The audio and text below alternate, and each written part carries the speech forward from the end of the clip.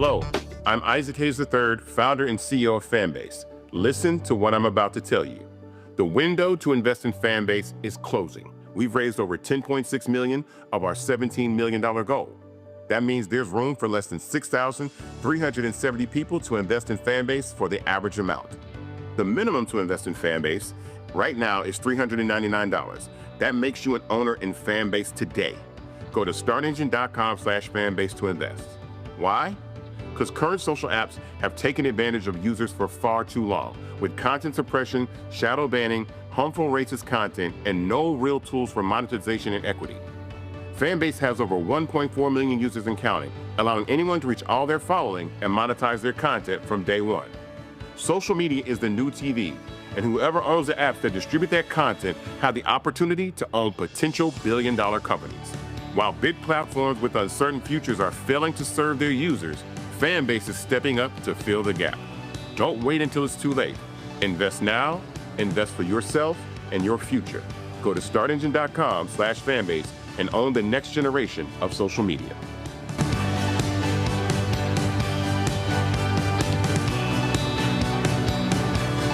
Folks, Black Star Network is here. Hold no punches! I'm real revolutionary right now. Support this man, Black Media. He makes sure that our stories are told. Thank you for being the voice of Black America, Roland. Stay black. I love y'all. All momentum we have now, we have to keep this going. The video looks phenomenal. See, there's a difference between Black Star Network and Black-owned media and something like CNN. You can't be Black-owned media and be scared. It's time to be smart. Bring your eyeballs home. You dig?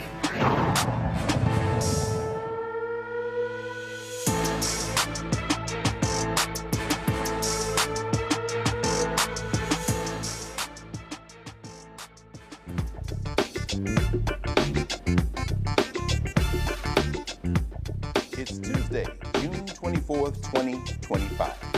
I'm Greg Carr, sitting in for Roland, who is giving a speech in Syracuse, New York right now. Here's what's coming up on Roland Martin Unfiltered, streaming live on the Black Star Network. The Supreme Court drops another bombshell of its own, giving the green light, at least stopping the lower court pause, giving the green light to deport migrants into countries they've never even lived in. Our friend and friend of the program, legal journalist Elie Mystal, will explain what this controversial decision means for immigrant rights and how it violates principles of due process. Ceasefire confusion. No surprise there in the Middle East. Israel and Iran say the bombs have stopped, but the violence hasn't. What about the Palestinians? Is this the end of the so-called 12-day war? Texas Congressman Al Green, fresh off his latest rising to the floor of the federal legislature to call for the impeachment of Donald Trump, he's going to drop by live. He'll be with us here in the studio to explain why he filed those articles of impeachment on the twice impeached, criminally convicted felon-in-chief, Donald the Con Trump. In tonight's Crockett Chronicles, Representative Jasmine Crockett goes off on Republicans and their hypocrisy about lowering costs for Americans.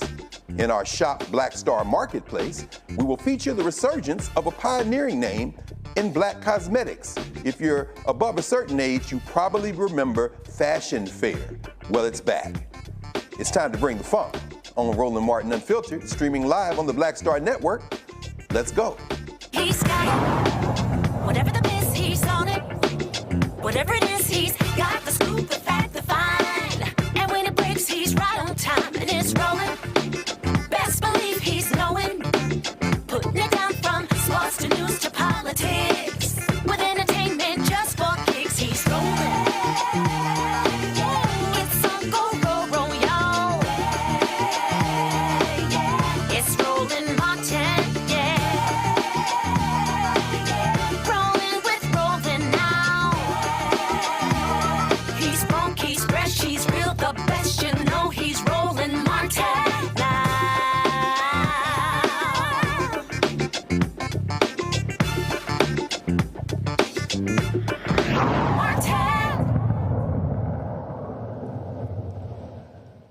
The United States Supreme Court has just given Donald Trump and the Trump administration, particularly his immigration czar, Stephen Miller, that racist, a significant win on immigration. Now the government can deport migrants to so-called third world countries without giving them a heads up, a chance to call a lawyer, or provide an explanation as to why going back to the countries they are from could be dangerous. We're talking about people from places like Myanmar, Cuba, and Vietnam. Some were almost sent to South Sudan. In fact, they were back in court today, the Supreme Court, to get a clarification on the ruling yesterday, which was a short, unsigned order. These folks, 8 of them, were almost sent to South Sudan, a country they've never even stepped foot in. Trump's strict deportation policy is back, at least for now. We'll be talking, hopefully in a moment, with our good brother Elie Mystal, who is justice correspondent for The Nation. And while we're teeing that up, as I said, the order, which we'll talk about in a minute, he'll walk us through that and some of the activity that's taking place today. We're going to go straight to our regular Tuesday night quorum of folk, all trusted, reliable voices. Dr. Mustafa Santiago Ali, former senior advisor for environmental justice at the Environmental Protection Agency, and here in Washington, D.C. Our good brother Larry Walker, Dr. Larry Walker, associate professor, University of Central Florida, Orlando, Florida. Brother Walker, that associate, I smell some tenure and promotion, brother. Congratulations, if I haven't told you before. And I think there's some tenure and promotion in the air. And we all 3 of us, all 4 of us know what that is. And of course, rounding out the Tuesday night panel, our good sister, Dr. Niambi Carter, author, associate professor at School of Public Policy, University of Maryland, one-time professor, colleague at Howard University here in Washington, D.C. In fact, Niambi, let's start with you, sis. This court is wilding. What do you make of the recent, now the Supreme Court overturning the lower courts there, the Boston judge that said, wait a minute, you can't just send people out the country without hearing nothing. What do you make of this latest development? Well, I mean, I think, the Supreme Court is intent on giving Donald Trump whatever he wants. I mean, South Sudan is not the safest country for residents. So the fact that you would send people who are not citizens, who know nothing of this country, and with no real mechanism or institutional context to keep them safe, bring them back into anything, it feels like the Supreme Court is just intent on helping Donald Trump break all kinds of international law. So I don't know what to make of this other than the Supreme Court is just as whack as the president. Indeed. In fact, I'm glad actually, Doc, that you said that, because we've got our brother who I'm sure has just finished a hit somewhere else. He's everywhere at once these days. He's ubiquitous, and that's our friend and brother, Professor Elie Mystal with The Nation magazine. Elie, you there, brother? Can you hear me? I think he's there. Oh, there he is. Okay, we got your thumb up. Okay, good to see you, man. Hey, Dr. Carter just teed it up for us. We're trying to make sense of this latest ruling. We saw the dissent, of course. Sonia Sotomayor is not playing on that bench, and neither is Ketanji Onika Brown-Jackson in these moments. But could you walk us through where we are right now? There's been some activity at the court today. In fact, since this story broke yesterday, give us a sense of your interpretation of this ruling and where it fits in the longer arc of what this administration seems to be trying to do to immigrants. Right. So the first thing that everybody needs to understand is that this court allowed Trump to violate an international human rights law, an international human rights treaty that this country has been a party to for over 3 decades. Okay, the treaty is called the Prevent Can't Send People to Terrorist Countries. I'm forgetting the name of the actual of treaty, but what it says is that you cannot send people to a third-party state without first ascertaining whether or not that state commits torture, tortures prisoners, violates various human rights. That's again, 30-year-old treaty in this country. Trump is doing that. He is sending people to third-party states that violate that international treaty, and the court said that that's just fine for now. What they did legally was that they lifted a lower court injunction that was meant to block Trump from sending immigrants away in this fashion. And they lifted that while saying that sometime later, sometime in the future, they might decide on whether or not Trump's actions are legal. So, 2 or 3 years, there's a good chance that at least 2 of the Republicans will come around and be like, actually, we shouldn't send people to countries where they're going to get tortured. But in the meantime, Trump can send people to countries where people are going to get tortured because they lifted the lower court injunction on what he's doing. And this is what the Supreme Court has been doing all throughout the Trump administration. As many of the viewers of this program knows, Trump gets defeated all of the time in lower courts. He gets defeated in front of Republican judges and Democrat judges. He gets defeated in front of Obama judges and Biden judges and Reagan judges and Bush judges, and even sometimes Trump judges. Trump gets defeated, loses in the lower courts like the Jets lose football games. All right? But the Supreme Court comes in after the fact and basically reverses those losses, lifts injunctions, lifts the things that were meant to stop Trump, and doesn't agree with what he's saying. But they say, like, oh, we'll just decide that later. And in the meantime, Trump gets to have his policies and continue his terror campaign against immigrants. Let's go down that road a little bit. Ellie, like you said, they continue to lose at lower courts. And of course, you've probably already talked about this. The whistleblower that over the Department of Justice is saying that Emil Bove was out talking bad in these email streets, talking about we just ignore the law, just defy the law and see what happens to us. But could you spend a minute helping us understand the importance of dissents in these cases? We know it's a shadow docket. They get there fast. It gets to the court, a quick, 1 or 2 sentences. But the dissenters, in this case, Justice Sotomayor, of course, joined by Kagan and Ketanji and Yiga Brown Jackson, wrote a fairly lengthy dissent. Why is that important? And what's the difference in terms of how she's interpreting the law and how they are interpreting the law between that and the majority? Well, first of all, Sotomayor and Jackson, they're interpreting the law. The majority is not. The liberals are interpreting the law. The Republicans are trying to figure out how to allow Trump to get away with it. That is the key kind of intellectual difference between the two sides. That's the difference in their project. The Supreme Court on the Republican side, there are times where they're not even pretending to interpret the law. They're not even keeping up the appearances of having a real legal foundation for what they're doing. They're just kind of saying, well, Trump's the president and what can we do? Well, a lot. And that's gets to your question. That's what the dissents are doing. They're saying there's a lot that we could be doing. There are various ways that we could be stopping him. There are various legal codes and ethics and statutes and precedents that we could be using right now to stop, again, the terror campaign that Trump is on.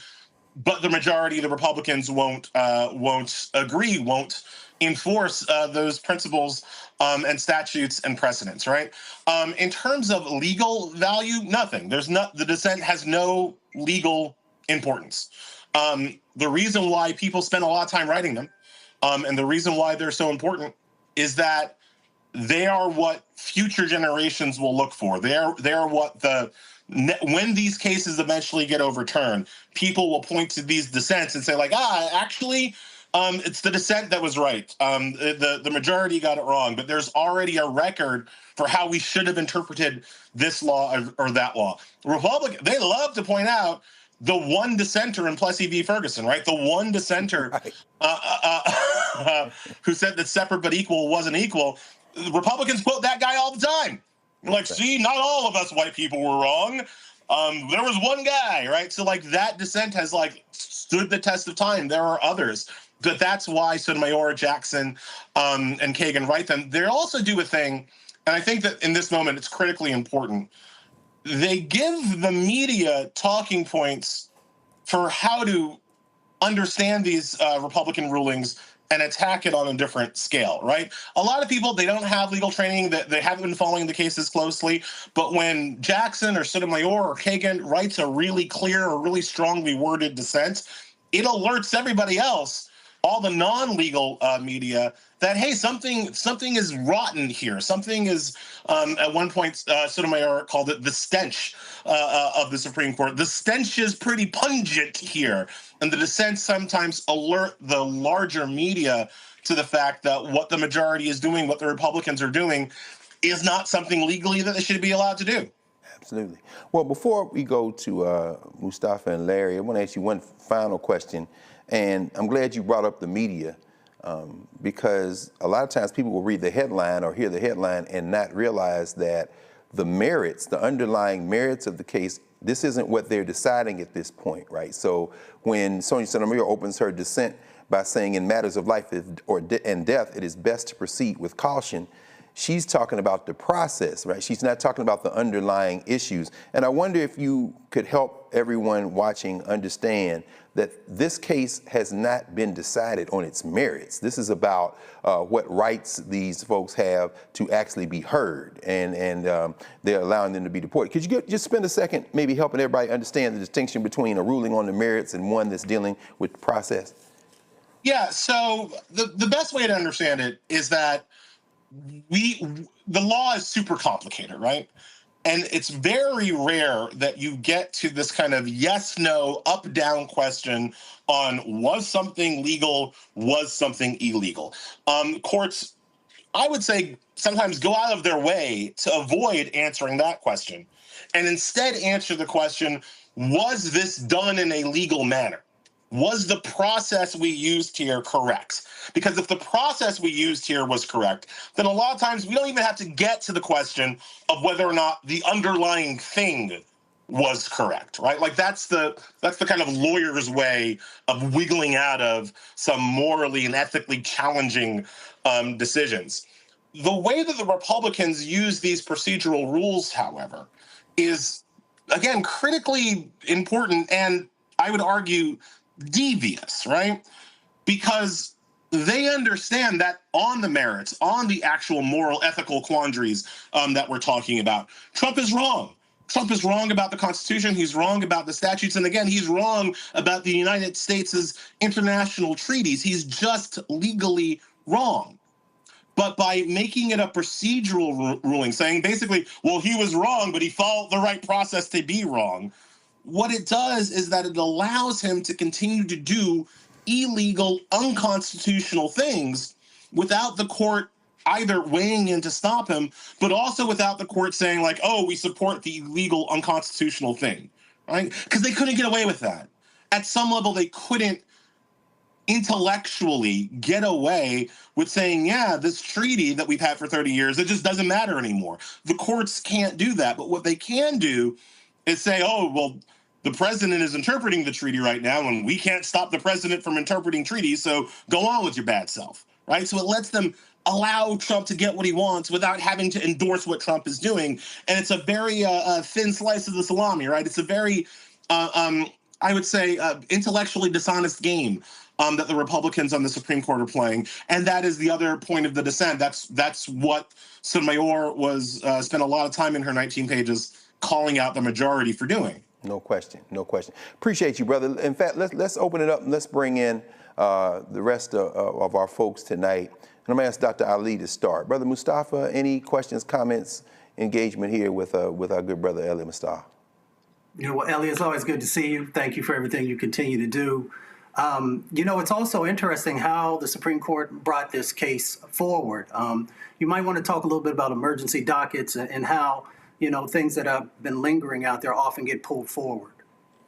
Oh, yeah. So most of the Supreme Court versus Trump issue is on what's called the emergency or shadow docket, right?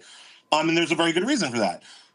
Trump moves fast. The executive moves fast. Presidents move fast. Courts generally move very slowly, right? And so when Trump is kind of on the precipice, on the cusp of doing something horribly illegal, horribly unconstitutional, and as Sotomayor put it, truly matters of life or death, people need to not forget the plaintiffs in this case who were arguing for their rights, they've already been sent to Djibouti. They are trying to litigate their rights from Djibouti, with Trump trying to send them to South Sudan, where they will likely be tortured if Trump, now that Trump has succeeded, right? So the emergency docket is a way for the Supreme Court to kind of quickly hear matters of life or death. We see it all the time before Trump. We saw it all the time in death penalty cases. Issues where, absent a court ruling, it is likely that somebody is going to die. Now, what the court does, however, is that, and we saw this, we can see the difference between Trump and Biden. When Trump wants to do something unconstitutional or illegal, the court will do what I said, lift the injunction, make a procedural ruling on the emergency docket, and say, oh, sometime later we'll get to the merits someday in the future. Torture all the prisoners you want. Torture all the immigrants you want. We'll get to it eventually.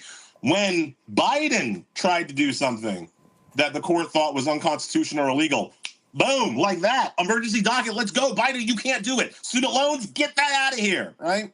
So the court literally acted with more alacrity, with more quickness, with more speed when it came to preventing Biden from providing student debt relief than it is when it comes to preventing Trump from sending immigrants off to be tortured. Thank you, Mustafa, for asking that question. I feel like we're getting a whole law school segment in 10 minutes here, which is excellent. That's why there's a Black Star Network. So that is excellent. Dr. Walker, Brother Larry, anything for our brother Ellie? Yeah, sure. I want to talk a little bit about this idea of leaving people nationless, and you touched on that a little bit. And I guess for me, the bigger question is what's happening to these individuals wherever they're sent to countries that are not where they were born. And like I said, this idea of being nationless, what are the long-term implications when it comes to being, we look at the UN and policies and procedures relating to individuals in terms of humanitarian aid, support, recognition of individual from different nations, and the importance of treating each person like a human being. What does this mean for you think long-term in terms of the United States essentially kind of be, seen as this kind of bastion of what democracy and fairness is supposed to be, but this is the complete opposite of that, and what that means for countries in the future in terms of how they treat individuals that essentially are nationless? Well, that's a really good question, and I've got two sides of an answer to that. First of all, we are a rogue nation right now, and I feel like most Americans, most Black Americans, kind of have always understood that. And now perhaps white Americans are catching up to the fact that we're the bad guys. We're the menace on the world stage. You don't just have to look at what we're doing to Iran. You can look right now what this court case did. Again, it is a violation of an international treaty that we've signed on to for 30 years. This is a human rights violation that we are now a party to as a nation. We are a failed rogue state that is a bad guy on the international stage. And other states that want to be bad guys now can look to us for cover, can now look to us and be like, oh, look how America treats its prisoners. We can do the same thing. Look how America treats its undocumented immigrants. We can do the same torturous, horrible things. And again, for Black people, that has always been the case. I mean, other countries have always said, look at how America treats its Black people, and now they want to lecture to us about morality. Like, other countries have always known that. We're making it extremely obvious right now during the Trump administration. So that's one side of the answer. The other side is a thing that, I don't know that a lot of people knew that we did to immigrants before Trump, but we did this to immigrants before Trump. The idea that somebody comes here, right? Let's say it's in violation of our laws. I'm not going to get into a whole debate about what our immigration laws should be. I think most of them are dumb, but whatever, in violation of our laws, all right? Now, the immigrant says, well, you can't send me back to my home country because if you send me back there, I will be killed. That is why I fled there in the first place. I was fleeing terror and violence. And the immigrant's claim is so good, is so reasonable, is so provable, that the immigrant gets a judge to agree, an actual federal judge to agree, hey, guess what? We can't send them back. They'll be tortured and killed. And so then our government, and not just Trump's government, Biden's government, Obama's government, Bush's government, our government says, all right, well, we can't send you back to your home country because this judge says you'll be tortured, so we're going to send you somewhere else. Somewhere that you're not from, you don't speak the language, you ain't got no family. We're not going to let you stay here, which is where you came to. We're not going to let you stay here where you have violated our laws. So the rational play would be for you to be punished here, since we're the country that we're saying you violate our. But no. We're going to send you to a random ass nation to be punished. Trump has added into the mix a random ass torturous nation, right? A random ass, El Salvador has developed an entire revenue stream around imprisoning and torturing illegal immigrants. That's part of their GDP now, right? And South Sudan is not far behind. So it's like when America has too much garbage and we try to find another country that's going to take our garbage. Instead of dealing with it ourselves, we pay somebody else, because that's what America does, to take our garbage, right? You can imagine the kind of countries that are willing to take our excess immigration problems. They're not, the leaders in human rights around the world, right? We're not sending people to like the south of France because the French are so much more evolved than we are. That's not what's happening, right? We're sending people to countries in political or economic turmoil who need the money and are not going to treat our detritus particularly well.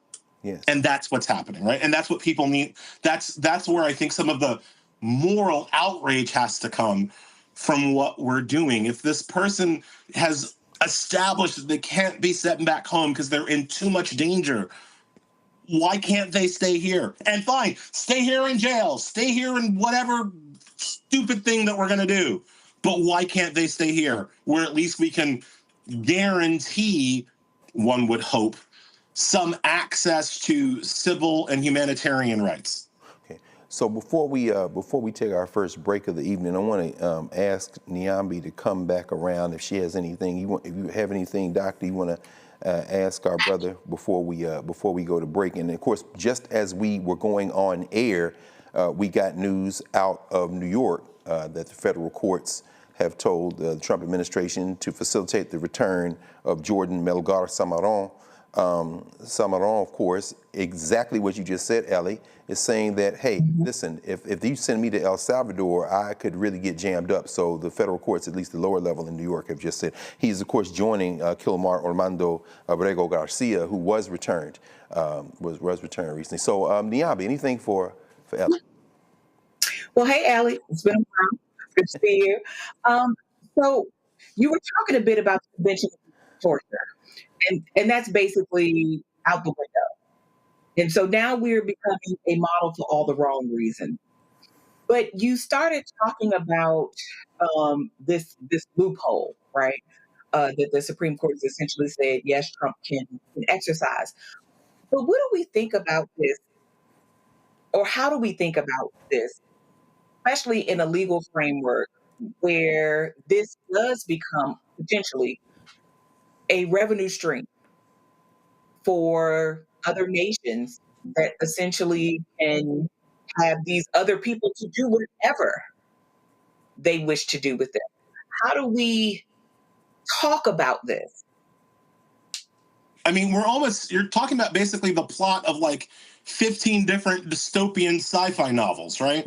Where you have an entire economy based on imprisoning people. But we also know that entire economy doesn't just exist in these other places. They don't just exist in El Salvador and Sudan. We know that we have our own private prison complex that's $1 billion industry that profits on the enslavement, because let's always remember the 13th Amendment applied to everybody except prisoners, right? The amendment that ended slavery applied to everybody except prisoners, right? And we already know we have $1 billion industry based on the forced labor of our incarcerated folks, right? And they do everything from, the standard kind of apocryphal making license plates to picking our food, to stocking our shelves, right?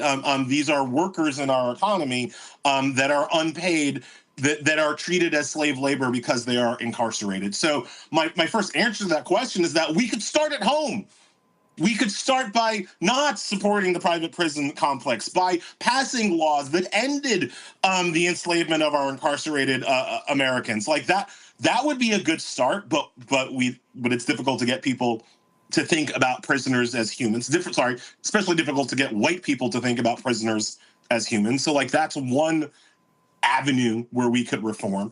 Another thing I always want to throw this out there because I think it's critically important. When you are a lawyer and your job is to find a loophole in an international human rights treaty, that's a pretty good indication that you're working for the bad guys.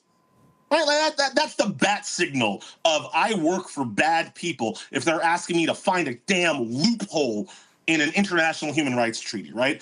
And there's got to be some level of public shaming and disgust for these people, right? John Sauer, the Solicitor General, who is credited with finding the loophole in this particular case, there's no reason why this man should be able to go to a cocktail party in D.C. and not get booed out of the bar, not get booed out of the brunch spot, right? Like these are bad people who are doing bad things and then don't get treated like bad people, not only in their current job, but like when they wash out of government and they go back into private practice, private lobbying, whatever, they get to resume their lives as if they hadn't just spent 4 years finding new and interesting ways to torture people. Like that also shouldn't be a thing, right? So I am all for actual reforms. I'm all for starting at home and reforming our prison industrial complex.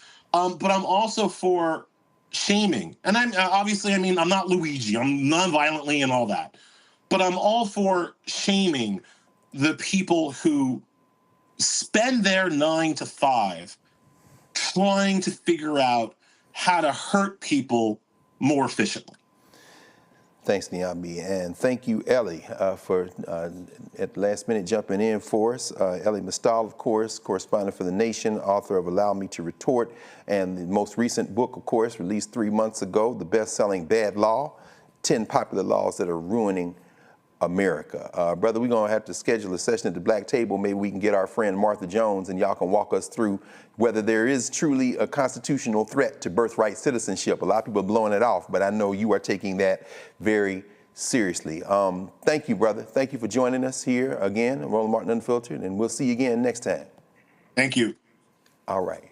Very good. This is Roland Martin Unfiltered on the Black Star Network. We will be right back.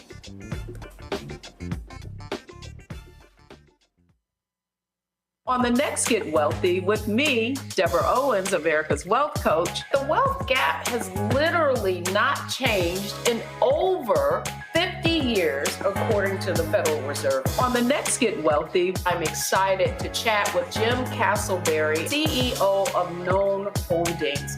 They have created a platform, an ecosystem to bring resources to Blacks and people of color so they can scale their business. Even though we've had several examples of African Americans and other people of color being able to be successful, we still aren't seeing the mass level of us being lifted up. That's right here on Get Wealthy, only on Black Star Network. This week on The Other Side of Change, Juneteenth. It's a day about Blackness. It's a day about freedom. It's also a day about talking about justice delayed. And we are not in the business of justice being denied to us. So stick around. We're going to talk all about the case for reparations. The push for reparations is not just an economic project, it's a moral project. So if we want to live up to the ideals of this foundation, then reparations has to be something that we pursue. Only on The Other Side of Change on the Black Star Network.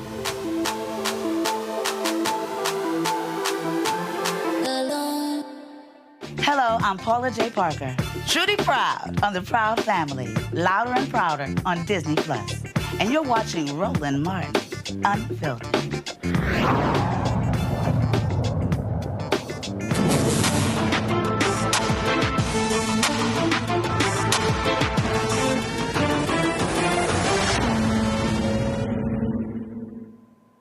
Texas Congresswoman Jasmine Crockett did not hold back during today's DOJ Committee on Oversight hearing, where she criticized the agency created, well, it said it was created to help Americans for its failure to do so. Let's check her out. You know what? It's interesting because we sit here in the Department of Government Efficiency Subcommittee, and the most inefficient thing that we have done since we have had the invention of this nonsense was the fact that we have decided that we will not do accountability or oversight over DOJ because we have failed to bring in the person who actually runs DOJ. In fact, we have decided, or actually y'all decided, that we wouldn't even debate why it is that we should or should not subpoena Elon Musk. In fact, y'all are just trying to get rid of the musky smell because it wasn't working out very well for you. And now you want to pretend as if You are coming in here to do exactly what your constituents want you to do. But the last time I checked, y'all didn't want to go talk to your constituents, because if there was one thing they were complaining about, it was Elon and it was Doge. You didn't want to hear those. And listen, if I had time, I would run the tape, but I only got 5 minutes,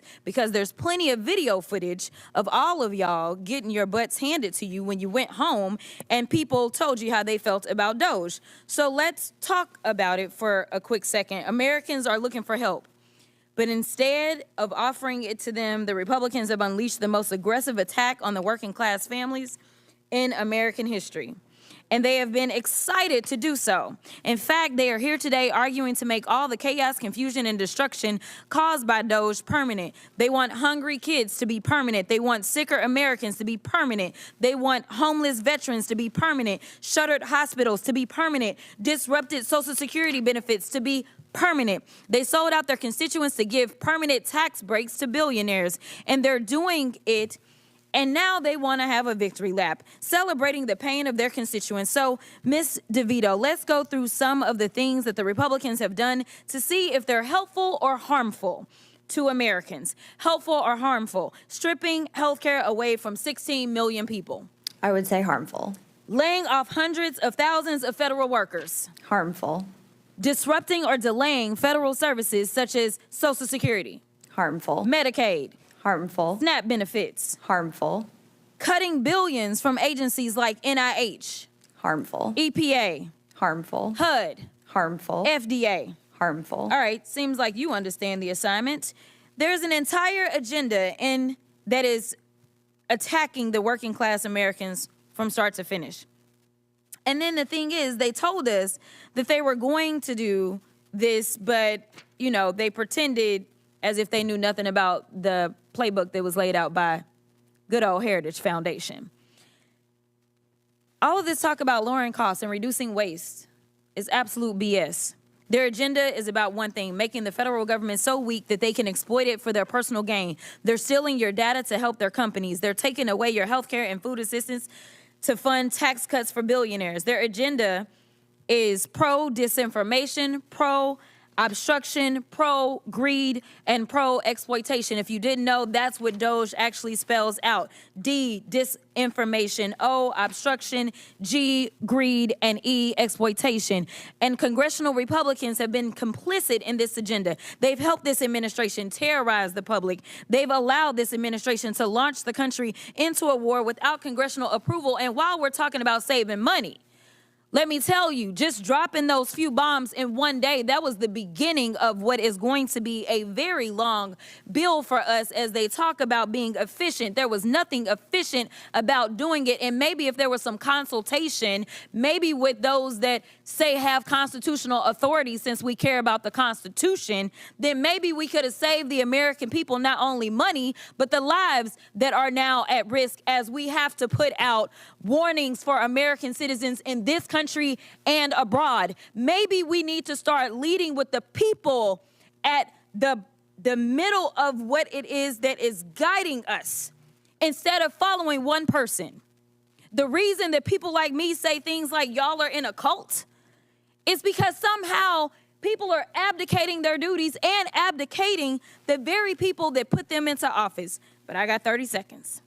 They've allowed this administration to steal congressionally approved money for cancer research and food delivery to vulnerable communities. They've allowed Elon Musk to infiltrate your medical records and banking data. They've allowed this administration to ignore court rulings, and now Republicans are here patting themselves on the back, literally arguing to make this chaos permanent. So Americans are going to continue to live through chaos and destruction that has been occurring ever since he swore in January. And I hope y'all remember who caused this, because it wasn't the gentlelady's time has expired. Also the congressional Republicans. The gentlelady's time has expired.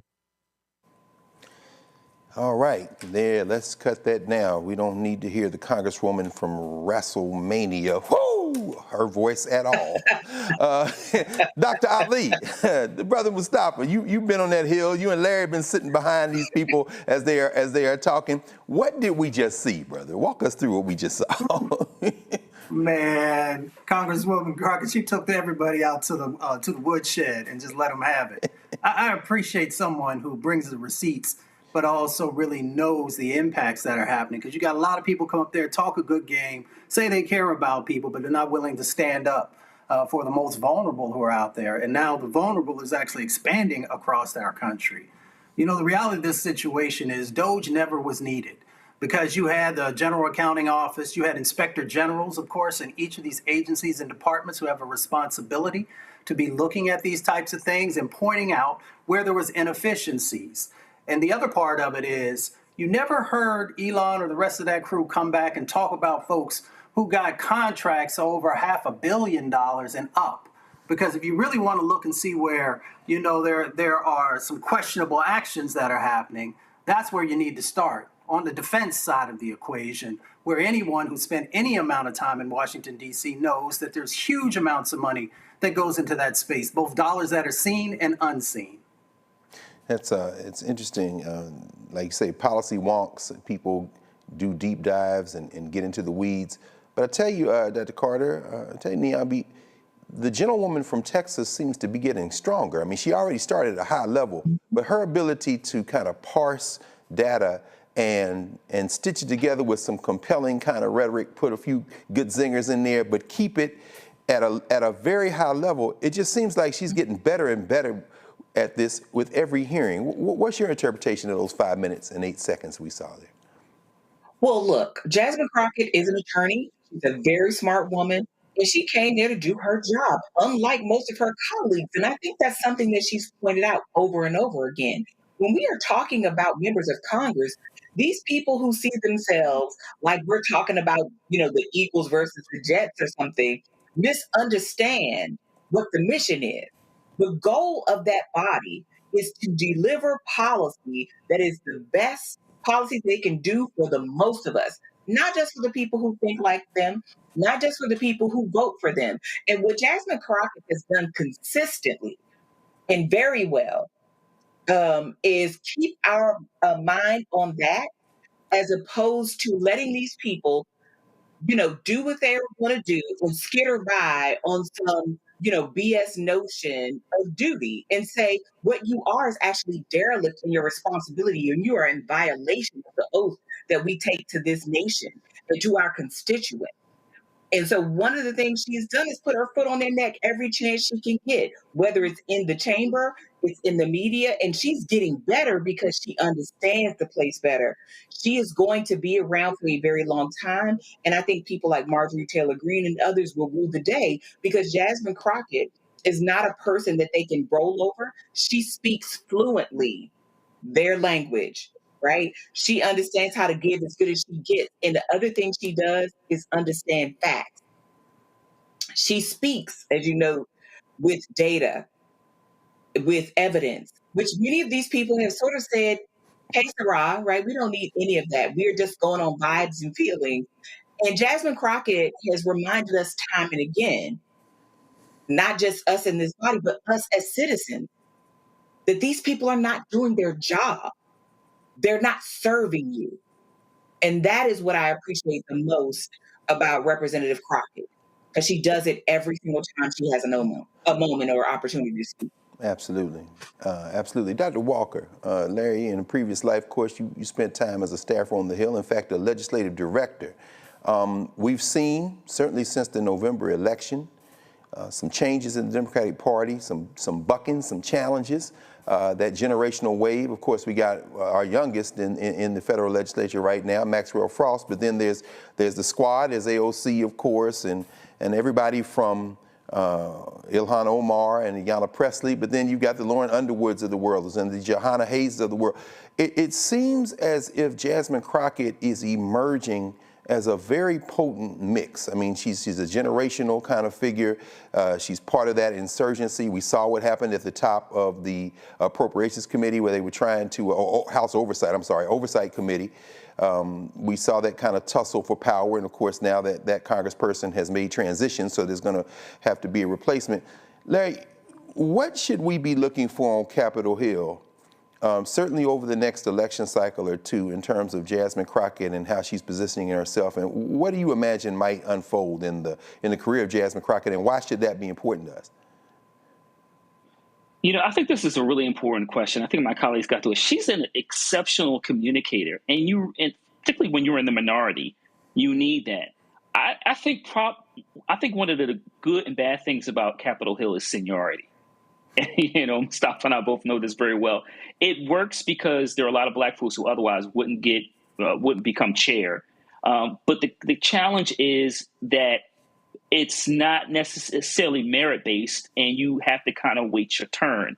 And you see with some of the people that you talked about, Congressman Crockett, AOC, Congressman Frost, who is my congressman, these individuals who, like I said, who are excellent communicators, are in many respects being forced to kind of wait their turn. And so you do see this generational push, whether it's members of the CBC, CHC, among other, some of these other caucuses, for a new generation of people who have seen what we've seen a couple months ago with the election of Donald Trump for a second term, are realizing that we need a paradigm shift. And so the old guard, while recognizing we're in challenging times, is not going to easily give up power. And so it will be very interesting as we go into the next midterms. And if the Democrats do take back the House and, Hakeem Jeffries becomes the first Black Speaker of the House, are any of the foundations going to be shaken? And I'm not really sure, because once again, like I said, regardless, this is all focused on seniority, whether you talk about the House or Senate. But Congressman Crockett, like I said, is an exceptional communicator. She's really good, not only for the Democrats, but for the House. The other thing I want to acknowledge, Dr. Carr, is that her voice, whether she's on X or Instagram or TikTok, there are people who may not otherwise be politically engaged are seeing her videos. Yes. And this could have a long-term impact in terms of encouraging other folks from minoritized background, particularly Black women, to run public office. Yes, absolutely. Well, there's a ray of sunshine here at the beginning of summer, so we need to continue to stay tuned. That's a good point, Larry. I mean, she's certainly drawing attention, and the substance is there as well. So a potent combination. We're going to take a break for a moment, and when we come back, we'll talk about what's going on in the Middle East. Roland Martin Unfiltered will be right back here on the Black Star Network. This week on A Balanced Life with Dr. Jackie, we're talking faith, family, and fatherhood, from rebellion to rebuilding. Each of us has different things in our toolkit that we need to look at to determine how to establish a way forward. I know going forward is not easy, and most of you, like some people, don't like change. But as we talk about it, we grow together, we love together, we live together, and we laugh together. It gives us an opportunity to discover how to set the pace for what comes next for a healthy, happy, and whole life. There has to be consistency in their lives that show that you care, for them to know that you're listening, and then that builds trust. And then once you build the trust, they'll begin to open up because you have become their safe place that they have been seeking. That's all this week on A Balanced Life with Dr. Jackie here on Black Star Network. Next on the Black Table with me, Greg Carr, a very different take on Juneteenth with the one and only Dr. Sunyata Ahmed. We'll explore the amazing foods, remedies, and rituals that are a part of our history and the Juneteenth holiday. So it's our responsibility to return the healthier version to our folks instead of just the red liqueurs marketed to us, the red sodas and the other things. I mean, why does the Kool-Aid man have to sound like Louis Armstrong? He's like, oh yeah! Oh, yeah, right. An enlightening and tasty hour of the Black Table, only on the Black Star Network. Hi, I am Tommy Davidson. I play Oscar on Proud Family, Louder and Prouder. I don't play Sammy, but I could. Or I don't play Obama, but I could. I don't do Stallone, but I could do all that. And I am here with Roland Martin on Unfiltered.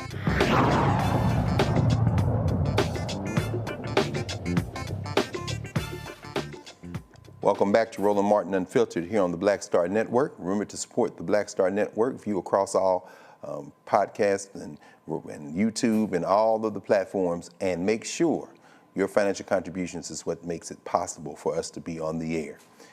All right, let's turn our attention to potential World War III. There's a lot of uncertainty right now whether the ceasefire in the so-called Middle East will be upheld by Iran and Israel. After the deal was brokered, Rockets were still flying, both sides blaming each other for breaking the agreement before it even had a chance to hold. Looking here, the Iranians celebrating ceasefire victory over Israel. The UN chief has weighed in again, saying that Iran and Israel must respect the ceasefire. Israel is saying now diplomacy will happen soon, whatever. Bibi Netanyahu is very good at starting wars.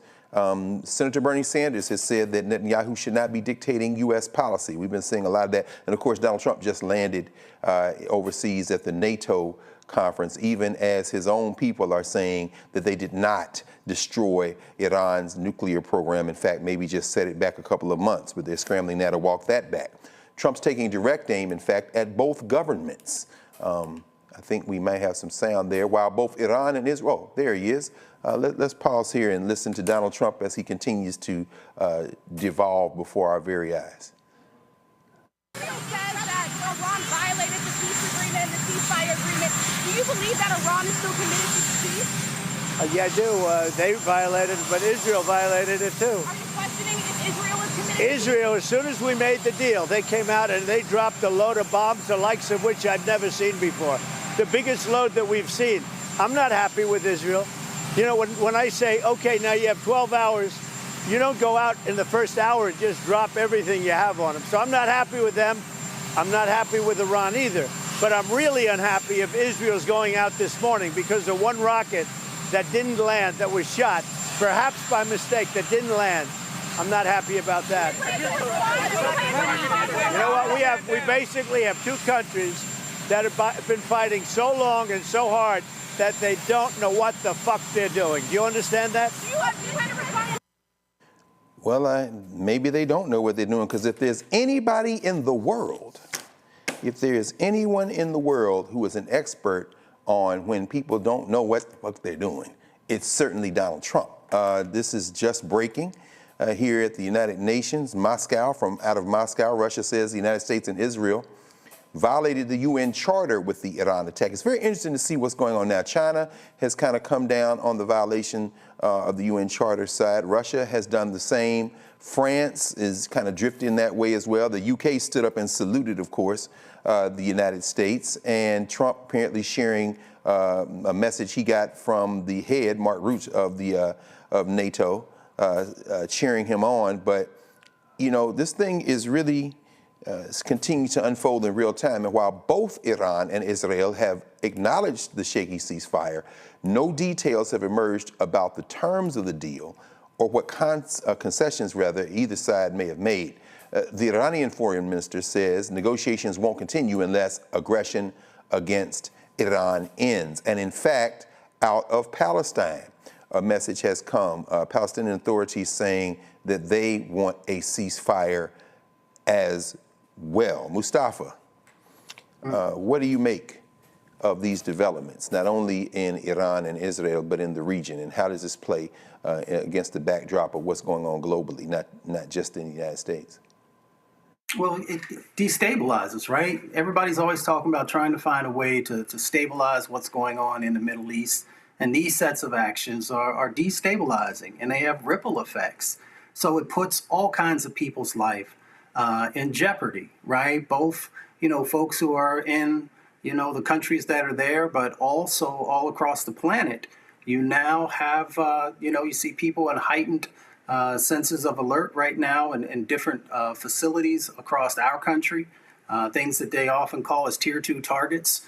So, you know, they're increasing the security there, but you also understand whether it's the bases that are across the Middle East or in other countries are also now men and women are in harm's way. So, you know, when people don't know what they're doing, when they don't continue to invest in diplomacy and automatically just go to a military option, you're placing yourself in a very precarious situation.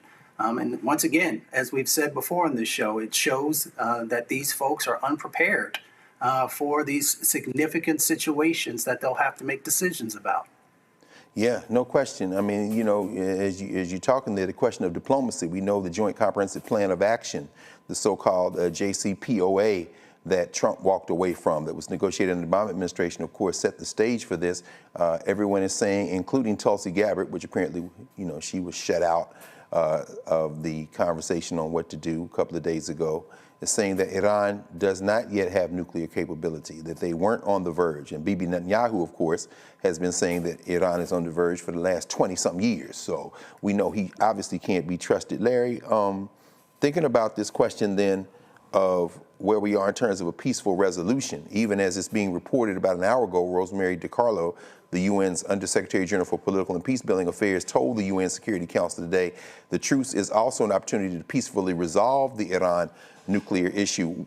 Do you think that this can reach a peaceful resolution?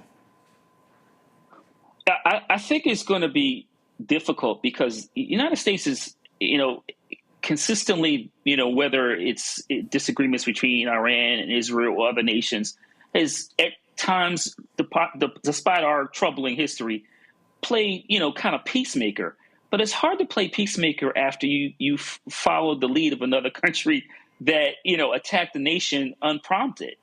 And I also, Dr. Carr, this also in terms of the United States legitimacy as not as a superpower, but as a diplomatic entity throughout the world, right? I think that particularly the last couple months that, you've seen the Trump administration, and in many respects, allow their actions to chip away at whatever capital the United States has. So, yeah, I think that, what we have here is, less than 2 week of a period, allegedly, to kind of work some things out. But the other part of this is you've got to get Netanyahu to hold steady.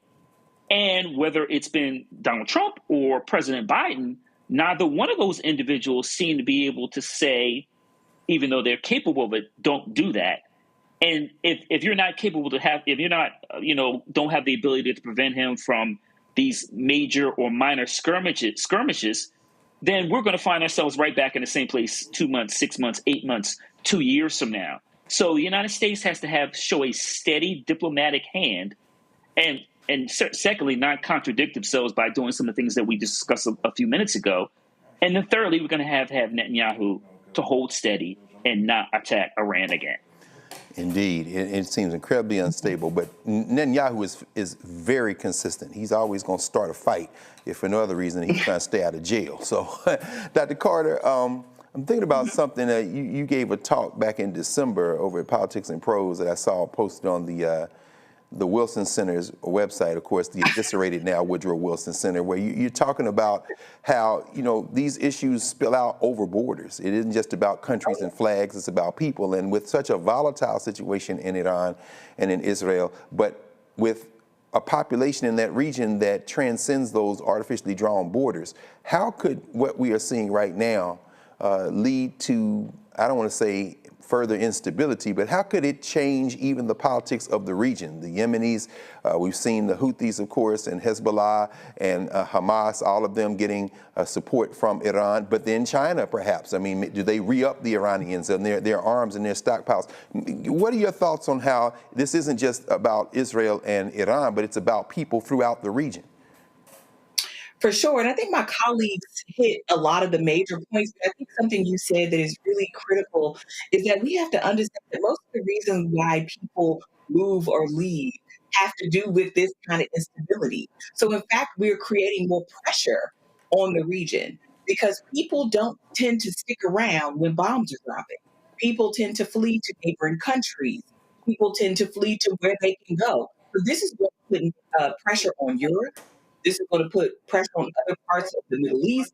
And certainly, I think one of the things that the United States is realizing they'll never admit is that part of the reason that China is such a juggernaut is China moved into all those places on the continent of Africa, in the Caribbean, in the Middle East, that the United States basically walked away from and said we wanted nothing to do with. And it's not to suggest that China is more altruistic, but in terms of giving up ground, internationally, the United States did that all on its own. And when we look at what's happened over the last, say, 6 months, since Donald Trump has been in office, we've moved away from all sorts of international relationships that actually kind of held the world together.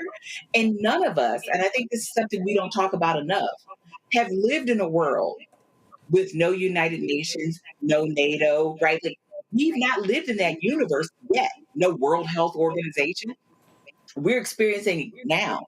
And so I think whether we're talking about Iran or any other place, one of the things we know is that part of the reason why Iran is here is because of U.S. intervention and because the U.S. really participated in creating the conditions for Iran to look like it does now, for Iraq to look like it does now. And it's sort of like we've tried to semi-subscribe to the you break it, bought it kind of philosophy, but we've never actually invested in that region because we view it as instrumental to our own ends. So I think we're going to create a situation where people will be flooding to other nations, these other nations will need more assistance.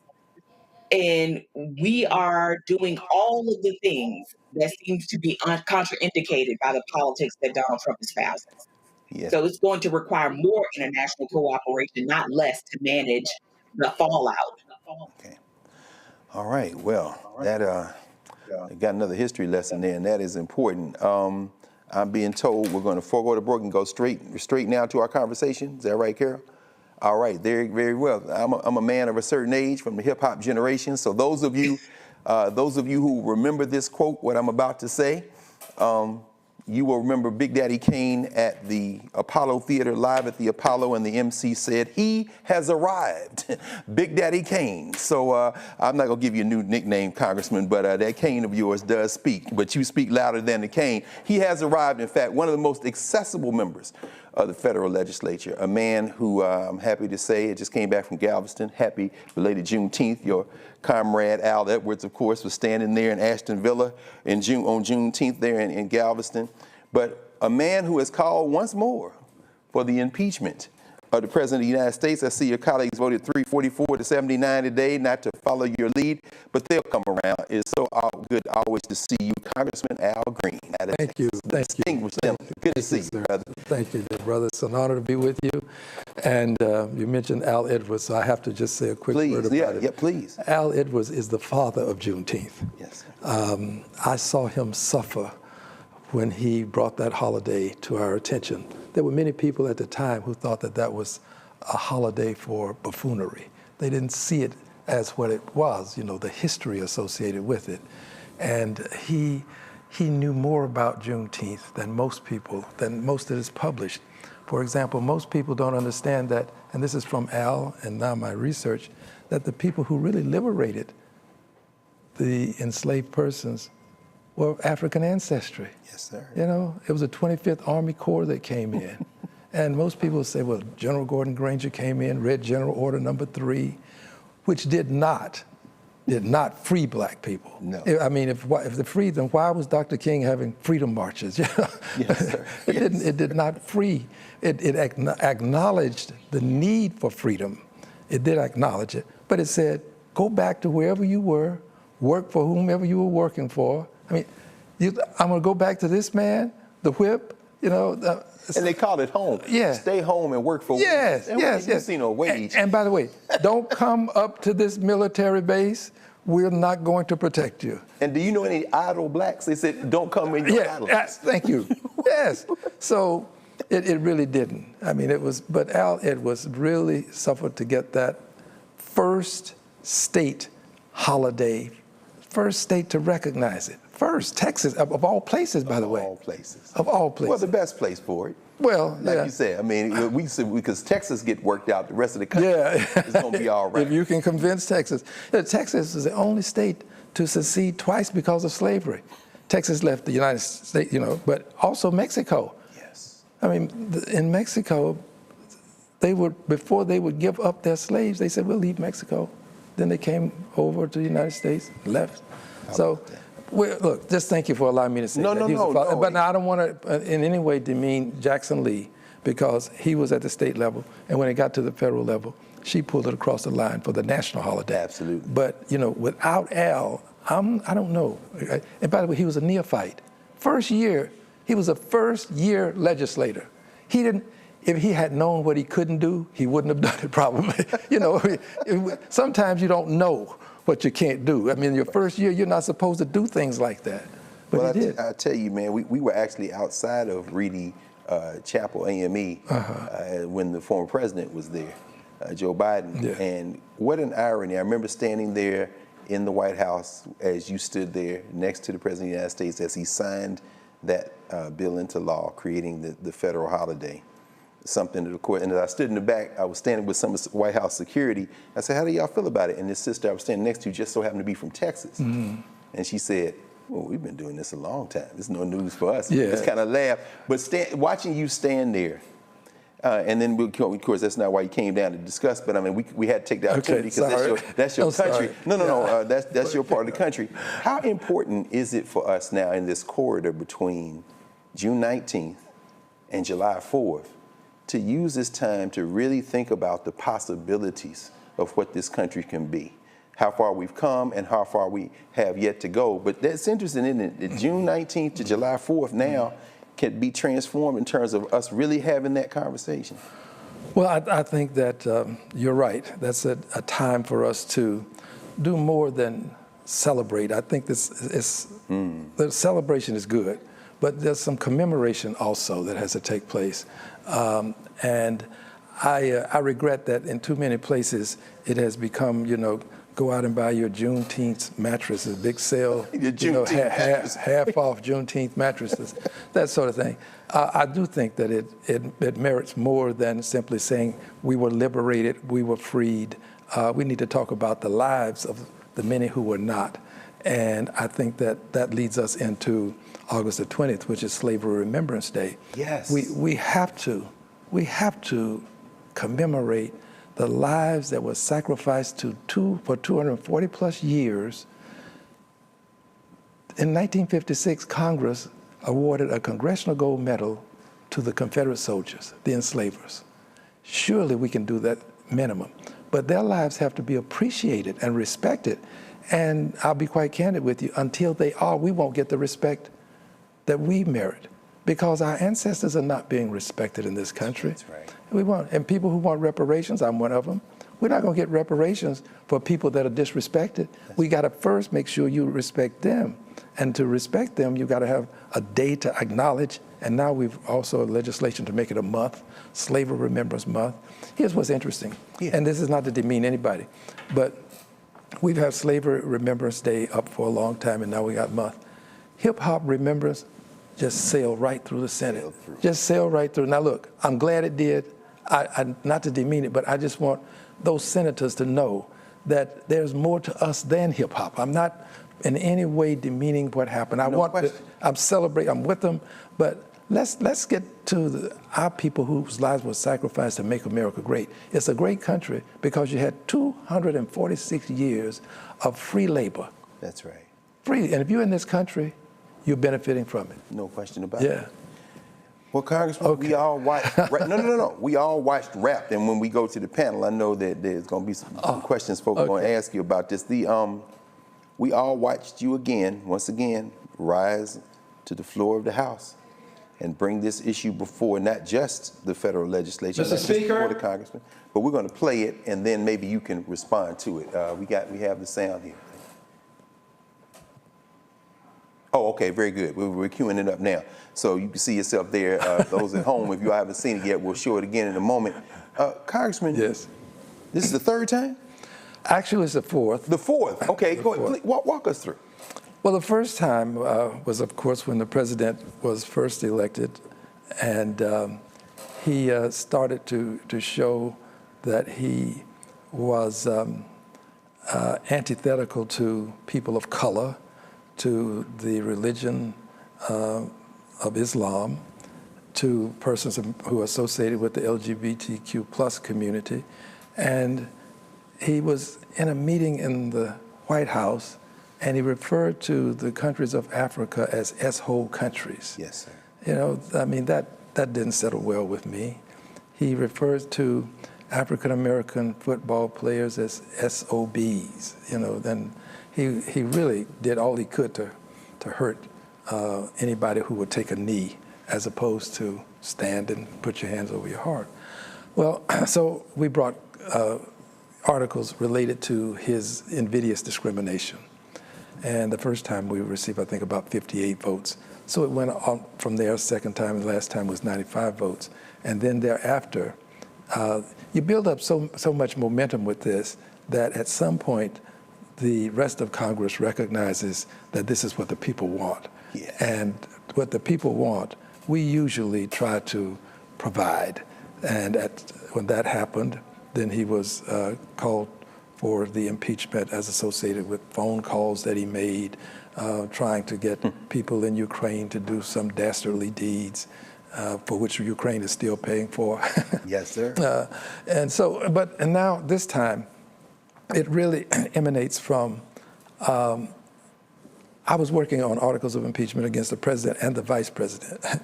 And then he decided that he would bomb Iran without conferring with the Congress. And there was supposed to be today a briefing about it. No briefing. We have not been given any information about what happened from sources that are supposed to be able to give us the intelligence. Can we pause there, because lawyers are on side of this issue. We know the War Powers Act, of course, in the wake of the Nixon administration, is secret bombing in Cambodia.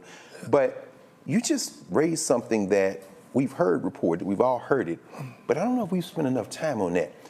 Congress has the power, has the sole authority to declare war, right? Absolutely. And they can call it an action like they did, I guess, Korea or something, get around that. But no briefing? What's the precedent for that, Congressman? Has that happened before? I know of no precedent. I've only been there 20 years, so things. So Iraq War, none of the other I recall other briefings, and I don't recall having something as major and significant as this, and we get no briefing. I think that, as you know, this president is always trying to keep things from us because he doesn't want his image soiled, and we will take him to the carpet, as it were. But so we didn't get this briefing, but he took us to war, and he not only did he not brief us then, but he hasn't briefed us now, and this is clearly a violation of Article 1 of the Constitution, Section 8, Clause 11. It's a violation. And you mentioned the 1973 War Powers Act. Nixon was doing all these things without telling people. So we merit that kind of consideration. But whether we get it or not, what he did was declare war on Iran. Now, some would say, well, how do you conclude that he didn't say he was going to war? Because if someone bombs a facility in this country, we conclude that that's war. Absolutely. And we have gone so far as to say that people who are coming here from another country, people who are coming and they're saying they're committing all these kinds of crimes. They've said that they're engaged in war against us. We're quick to use war when it's someone else, and slow to use it if it's us. But the truth is that was war, and that merits impeachment. I don't see, when the courts can't control him, he defies federal court orders, including the Supreme Court. When he can deport people, from the country, push them out of the country without due process, do you really want to give him and let him think that he now has the power to take more than 300 million people to war on his own volition? There has to be checks and balances. That's why we have Article 1, Section 8, Clause 11 of the Constitution, and it says Congress declares war. So it was very clear for me. Now, I'm not mad at anybody. I let people vote however they choose, but this was a vote of conscience for me. I tell you, man, the magnanimity is consistent. You're very magnanimous with these folk, man. You always keep it classy, as the young people would say. But I tell you, one of the most electric moments in the speech you gave in introducing this 5-page resolution came for me near the end, when you referred to the current governor of Texas, who is working overtime, trying to figure out how to gerrymander you out of your seat. And you said, I don't care. A couple of things really hit me. One was, you said, as you said, it's a matter of principle, whether it's me or somebody else. But you also stressed the fact that opposition will always rise. And if it's not you, it's going to be somebody else. Could you say something? Well, that's just the case. I don't know why the universe is constructed as it is, but it's constructed such that there will be another to follow, if not to join. And you can, and it's almost as though that person is waiting in the wings and just, when will it be my time? And it works that way. People say that we didn't have leadership after Dr. King. I don't know. Jesse Jackson, that brother put in a lot of time. Andrew Young put in a lot of time. John Lewis put in a lot of time. There was leadership. Barbara Jordan. Yes, yeah, sir. Right there in Texas, Fifth Ward. Yes, sir. So I can't let it be about me, because it isn't about me. It is not. It's about the people that elected me. So I can't let my election supersede the needs of the people who elect me. If I do that, then I'm not being principled about why I'm where I am. So, by the way, I don't expect to keep getting reelected. I know that they're going to eventually. They'll find a way to do it. Right now, the governors or not, and the president. I mean, I was just reading a book. It's called Lone Star Constitution. Yeah. They say the most progressive and forward-looking uses of the Constitution in terms of the legal battles came out of the state of Texas. So I'm not sure at all that they'll be able to do it. Because y'all got some of the baddest lawyers in the country. Yeah, well, now that's true too. But not only out of the state of Texas, but out of Houston, because yes, sir. It was in Houston where we were having white primaries. Yes, sir. And Lonnie Smith, who was a dentist in Houston, he's the person who filed the lawsuit that went all the way to the Supreme Court challenging white primaries. But get this, in Texas, when the Supreme Court said, no, you can't do that. You can't have a white primary, and then the person who wins the primary wins the election. This is what the Supreme Court says. And you know what Texas did? Texas said, okay, well, we'll have a white pre-primary. Right. White pre-primaries. That's a true story. So you're right. Smith versus Allwright.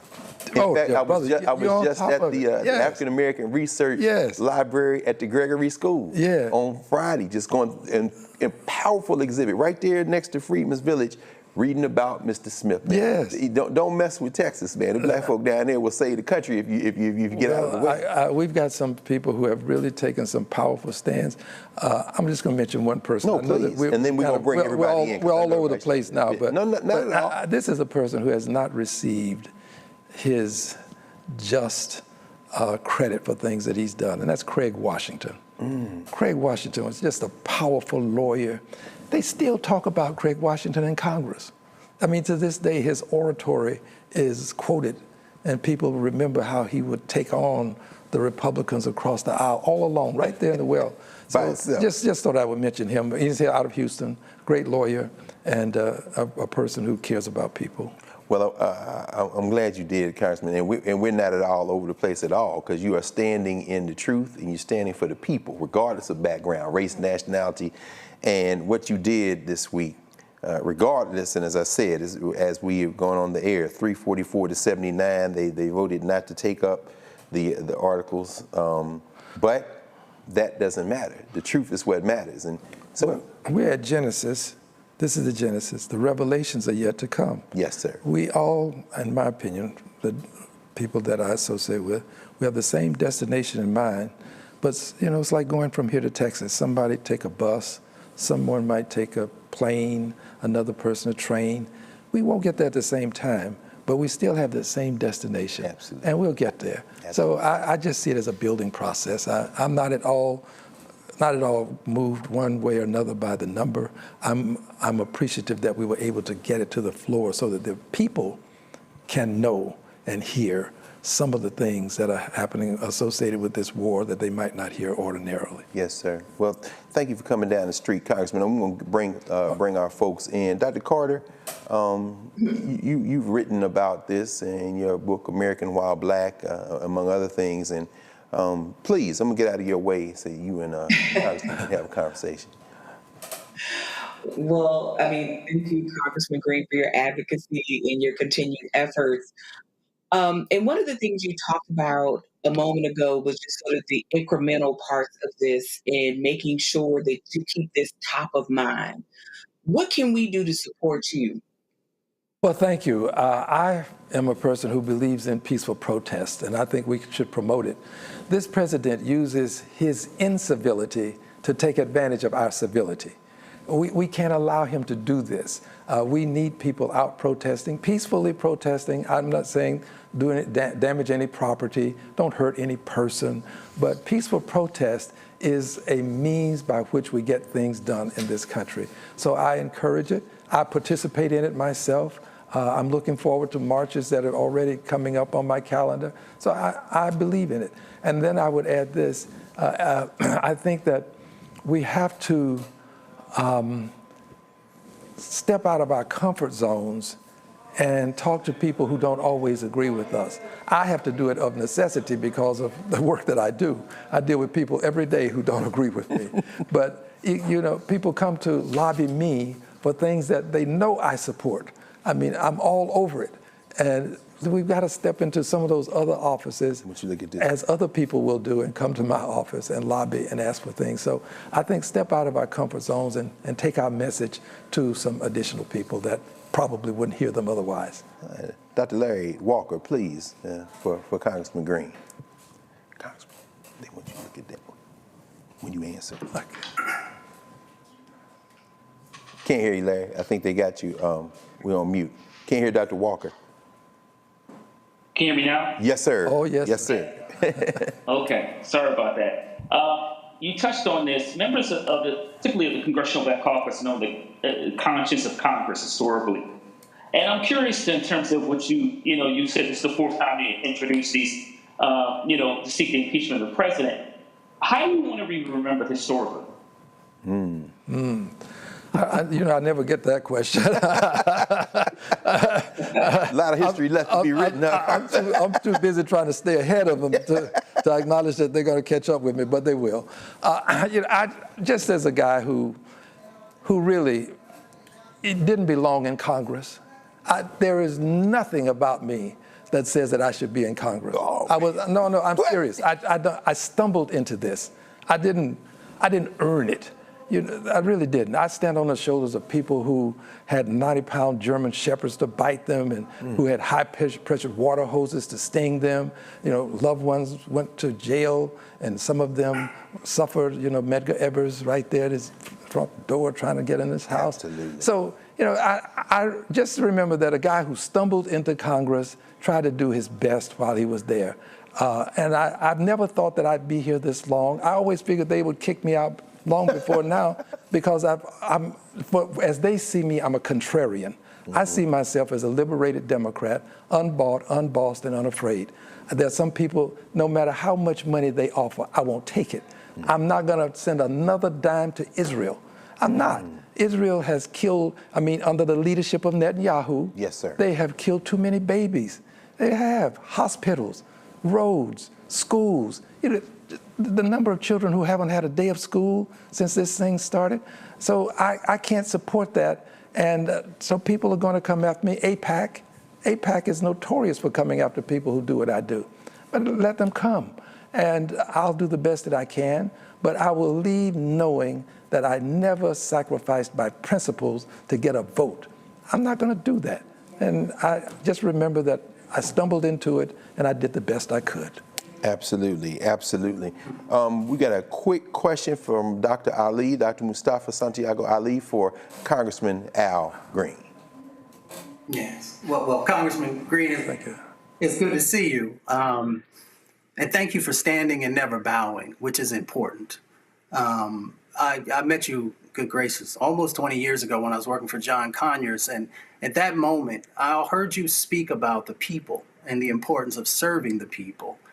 And I'm curious about, you've been doing this for a while and you've been doing it effectively. How do you take care of yourself? And what would be your message to others who are out here fighting as diligently to make real change happen? Well, thank you for being so kind. And Mr. Conyers was a wonderful congressperson. He got a raw deal. There's so much to be said about that. H.R. 40, John Conyers was the guy. He was on top of it, chairperson of the Judiciary Committee at one point in his life. I appreciate your thinking that I take care of myself. But my doctor tells me that, 4 and 5 hours of sleep a night is not enough.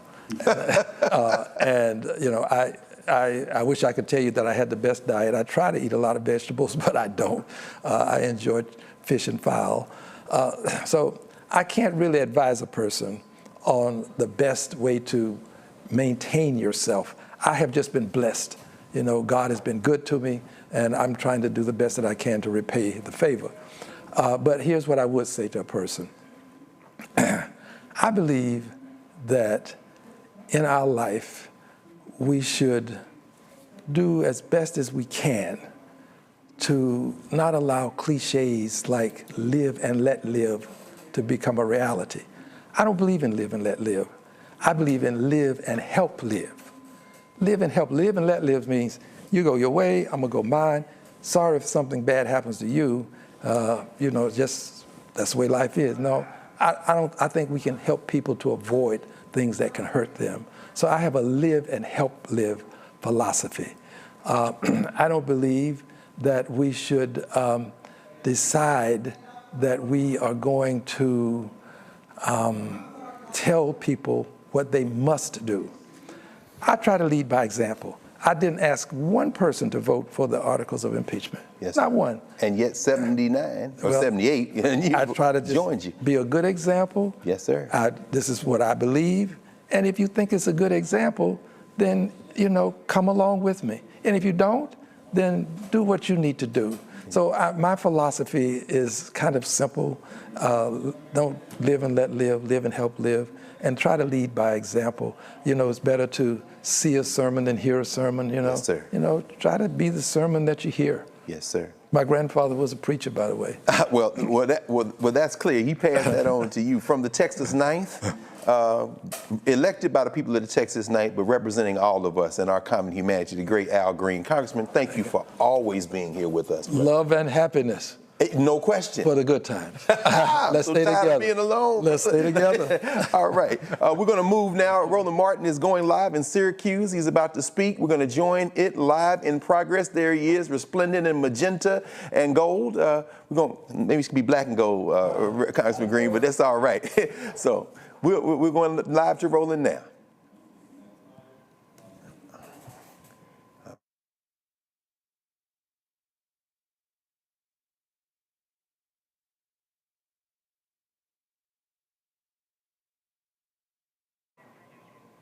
Okay, very good. I guess, Congressman, we got a second here. Now, listen, the man is right. You need to take care of yourself. We know you don't get any sleep because you constantly, if you're not battling there, you're constantly joining us on the air. How do you think this thing is going to play out now in the Middle East? There's a tepid truce, so to speak. Well, nobody's being briefed. When you make more enemies than you kill, you're going to have long-term problems. And all of those babies who are fatherless now, yes. Are we asking people to divest themselves of what God has given us to protect ourselves? That's memory. Memory is there for a reason. Yes. And I'm not wishing that any of this would happen. I'm giving you a perspective that we don't hear a lot, I think. And that is that these thousands of babies that are still alive but who've lost brothers and sisters and fathers and mothers, I don't know that you can say that that's just going to evaporate. I just don't see it. And I think that what we have done, meaning our working with Mr. Netanyahu, Mr. Trump and Netanyahu, is convince a lot of people that you need a bomb. Yes, sir. Yeah, I think a lot of people are going to say, I'm going to get me one too. Yes, sir. Yes, sir. Well, I tell you, that may be the most important thing we need to be paying attention to is the fallout coming from this. So, all right, we're gonna take a break here in a moment. We're here on Roland Martin Unfiltered, live at the Black Star Network. And I'm being told, thank you, we're going back. Roland Martin speaking there for the NAACP in Syracuse, New York. We're going right to our brother, Roland Sebastian Martin. Information. And we launched the show, we launched 4 of the shows, and understand again, what happens when you do the work, when we were in Chicago for the Democratic National Convention, when you reach a certain level, YouTube assigns you your own person. And they told us that when they grouped us in the same category as all of the other, they put us in the category of the progressive shows. We don't call my show not progressive, it's not conservative, we're not liberal, we're not Democrat, we're not Republican, we black. And I say that because we purposely center African Americans, so we're not a part of the conversation, we are the conversation. And they said they were surprised and shocked when they tabulated all of the shows that we had the highest watch time per viewer out of all the shows, including those that were far larger than ours. That means that folks were truly engaged in our content. We've had some 36,000 donors since we started. We don't have any millionaires, billionaires. We fight in the ad industry every single day. $340 billion spent annually in this industry. Black-owned media is only receiving 0.5 to 1% of advertising dollars. And that's one of the reasons why you don't see the growth among black newspapers. You don't see the growth when it comes to black digital outlets. There's a reason why when you look at the black cable networks, you don't see a single news show. The only show on BET is a monthly show that's 1 hour. And it's a whole lot that happens that we can't cover just in 1 hour per month. And so that's what we've been able to focus on. And so so many of you have stopped me and said that you subscribe to our channel, that you are a donor to our show. And one thing I really appreciate about our fan base is I'm very frank with them. I say, listen, this is not going to be like, PBS or NPR. I'm not sending you a hat, a shirt, a tote bag. No, literally, I say that if you donate to the show, all the money is going back into the show for the content and producing that. And we probably have had maybe 100 people complain about not getting something. But the other 36,000 said what we're getting is the news every single day from our perspective. And so that's why it has been fantastic in what we've been able to do. And we're streaming this right now, and that's other deal. So when you own it, you ain't got to ask. Like I had my sister, and I said, hey, is it getting recorded, being live streamed? She said, I think it's being recorded. I was like, that's fine, because I carry my own stuff with me. And see, it's amazing when people go, you set your own stuff up. I was like, yeah, why would I pay for somebody to come with me to set it up when I can do it in 10 minutes? I'm like, that ain't a smart business person. That makes no sense. To pay for an airplane ticket, a hotel room, a per diem, and a daily fee when I can do it myself. I've been setting up cameras since I was 14. Just because I own it don't mean I can't do it. And so we are always good to go. So we're streaming right now, and then of course we will have it. Available later. So we're looking forward to that. And so again, so folks are watching, and again, this is why it's important. There's so much stuff that's being covered all the time. So much stuff that we cover, and so we appreciate that.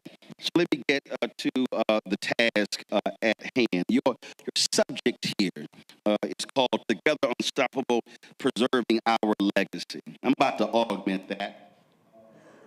All right, everybody, stay tuned here to the Black Star Network, to Roland Martin's YouTube channel. You can see those remarks there in Syracuse, New York at the NAACP. You can see them in their entirety. Encourage everybody to do that. And we will come back right in a moment here at Black Star Network, Roland Martin Unfiltered. We'll continue in a moment. Hi, I'm Dr. Jackie of A Balanced Life. Think about the men in your life and ask yourself these questions. Who are their male role models? Who can they turn to for advice to learn about what manhood is all about? On our next show, we talk about why male mentoring is so important to men of all ages. Actor Dondre Whitfield leads an all-star cast and panel to answer these and many other probing questions. A woman can't teach you how to be something that she's not. That's on the next A Balanced Life with Dr. Jackie on Black Star Network. Next on the Black Table with me, Greg Carr, a very different take on Juneteenth with the one and only Dr. Sunyata Ahmed.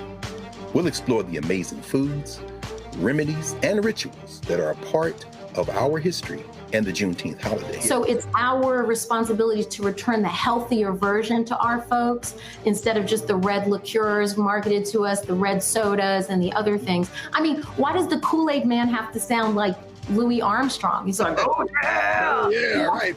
An enlightening and tasty hour of the Black Table, only on the Black Star Network.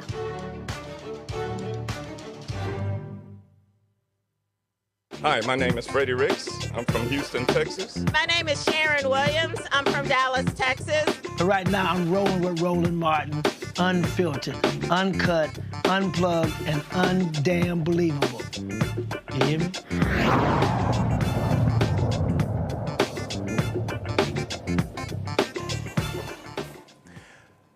Welcome back to Roland Martin Unfiltered. After 29 days of testimony, the prosecution and the defense have rested their case against Sean Diddy Combs.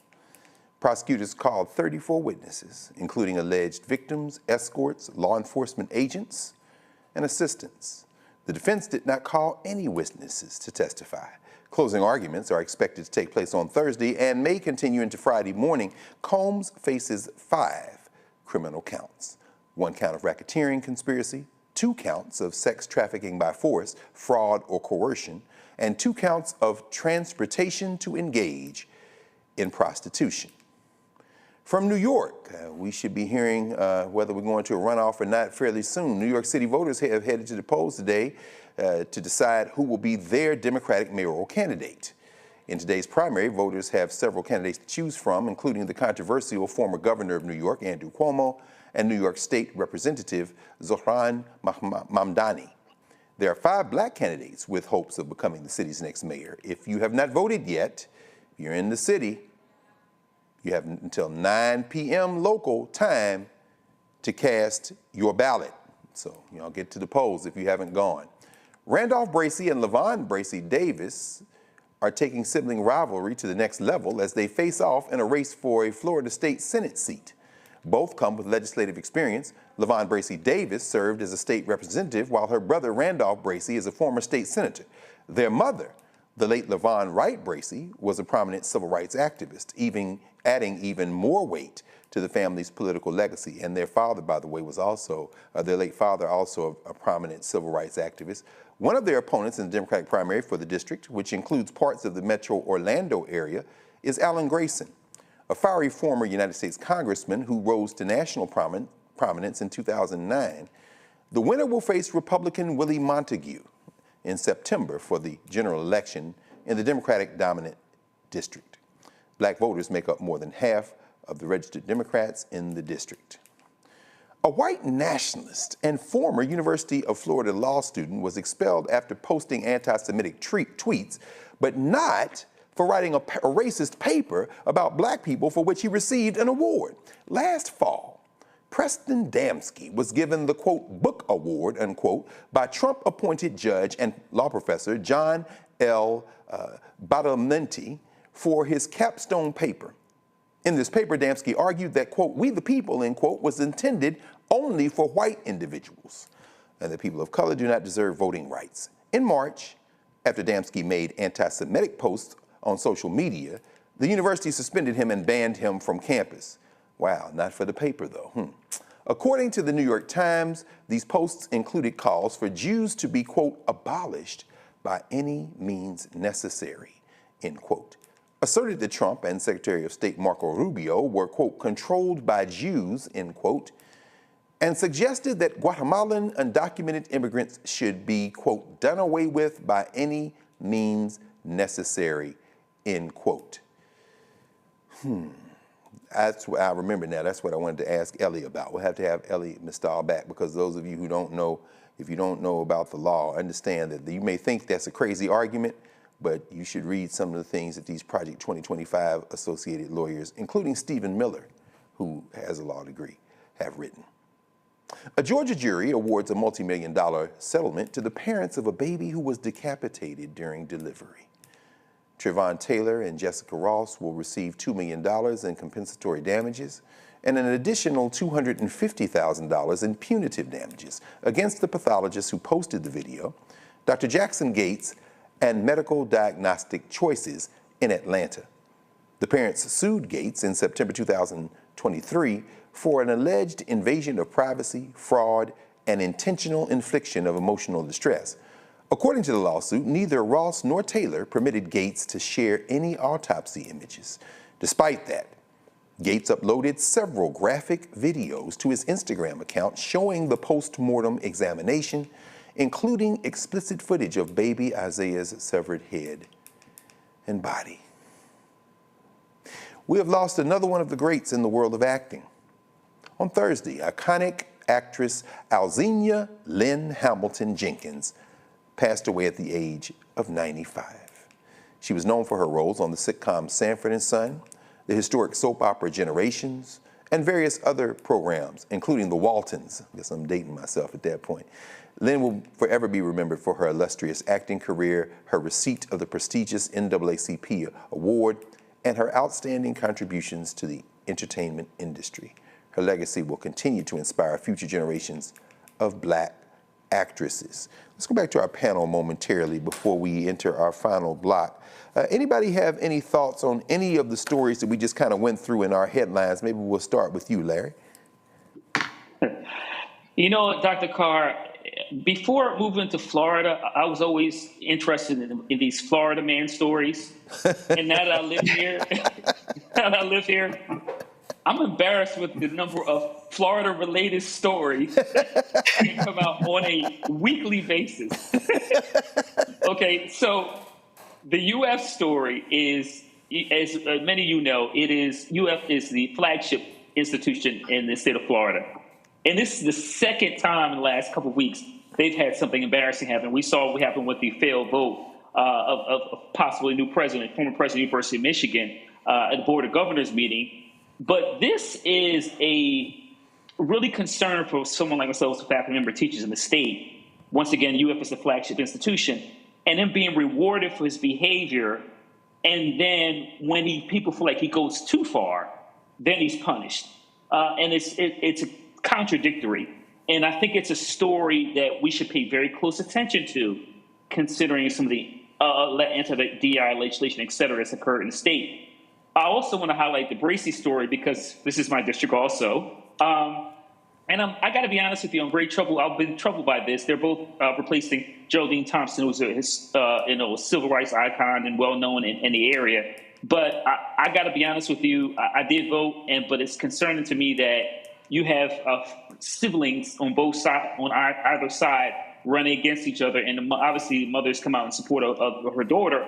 But this story is very concerning for me as it relates to what it means to be a family, and I can't imagine what those Thanksgiving conversations is going to be like in the future. Indeed, indeed. Thank you, Dr. Walker. Dr. Carter, please, your pick.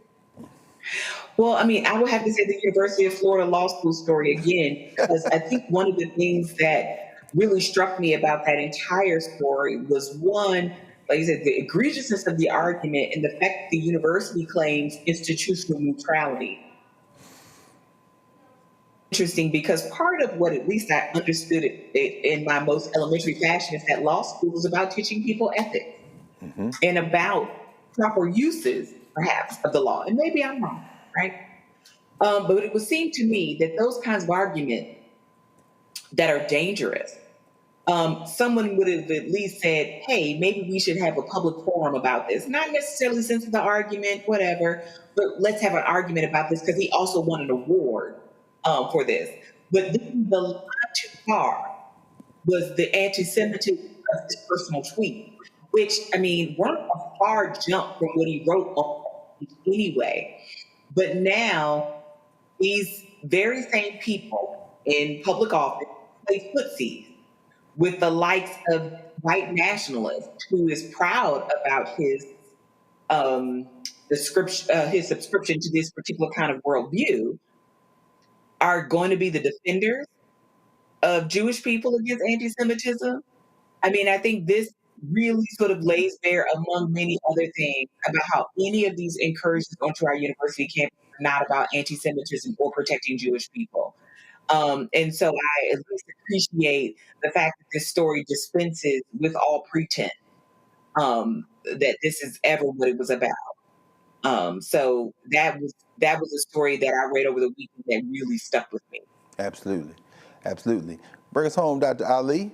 Any thoughts about any of those stories, brother?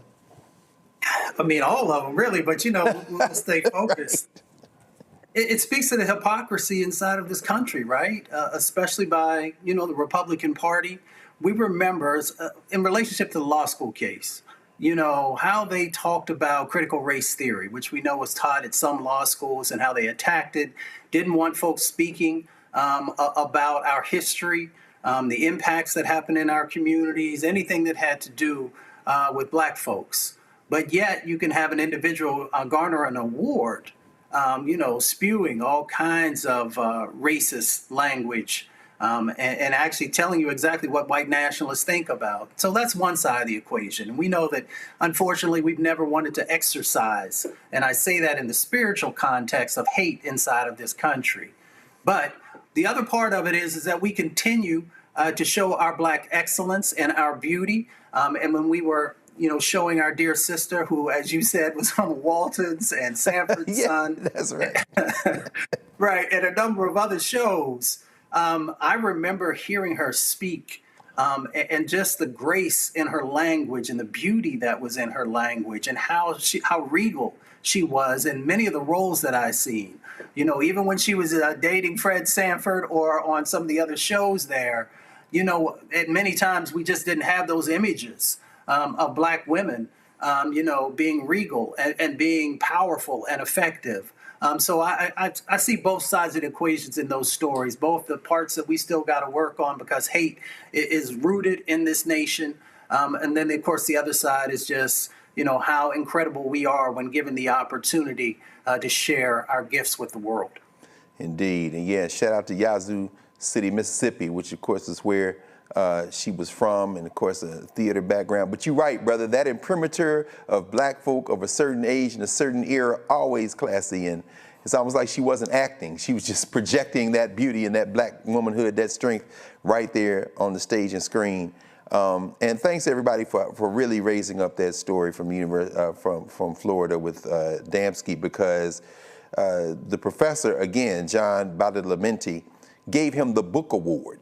So I could see, and I taught the critical race theory class one semester at Howard at the law school, I could see a thought exercise where I could read a paper which could make that argument, if for no other reason in critical race theory, to undermine it. But to give it the award, you went beyond academic freedom. You said, this is the best student in the class. So then it becomes, at that point, it's like, come on, man, really? This is what we doing? And then, of course, a Trump-appointed judge, Trump-nominated judge, let's be very clear about that, hadn't been confirmed yet. So we're going to turn and head toward home. We come back from the break. You're watching Roland Martin Unfiltered on the Black Star Network, and we will be right back. This week on the other side of change, Juneteenth. It's a day about Blackness. It's a day about freedom. It's also a day about talking about justice delayed. And we are not in the business of justice being denied to us. So stick around, and we're going to talk all about the case for reparations. The push for reparations is not just an economic project, it's a moral project.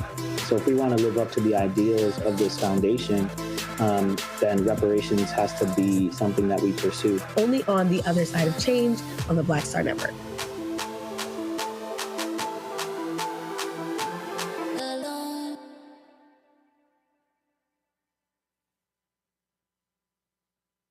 Hi, I'm Dr. Jackie of A Balanced Life. Think about the men in your life and ask yourself these questions. Who are their male role models? Who can they turn to for advice to learn about what manhood is all about? On our next show, we talk about why male mentoring is so important to men of all ages. Actor Dondre Whitfield leads an all-star cast and panel to answer these and many other probing questions. A woman can't teach you how to be something that she's not. That's on the next A Balanced Life with Dr. Jackie on Black Star Network. Next on the Black Table with me, Greg Carr. A very different take on Juneteenth with the one and only Dr. Sunyata Ahmed. We'll explore the amazing foods, remedies, and rituals that are a part of our history and the Juneteenth holiday. So it's our responsibility to return the healthier version to our folks instead of just the red liqueurs marketed to us, the red sodas and the other things. I mean, why does the Kool-Aid man have to sound like Louis Armstrong? He's like, oh yeah! Yeah, right. An enlightening and tasty hour of the Black Table, only on the Black Star Network. Hi, I'm Jo Marie Payton, voice of Sugar Mama on Disney's Louder and Prouder Disney Plus, and I'm with Roland Martin on Unfiltered.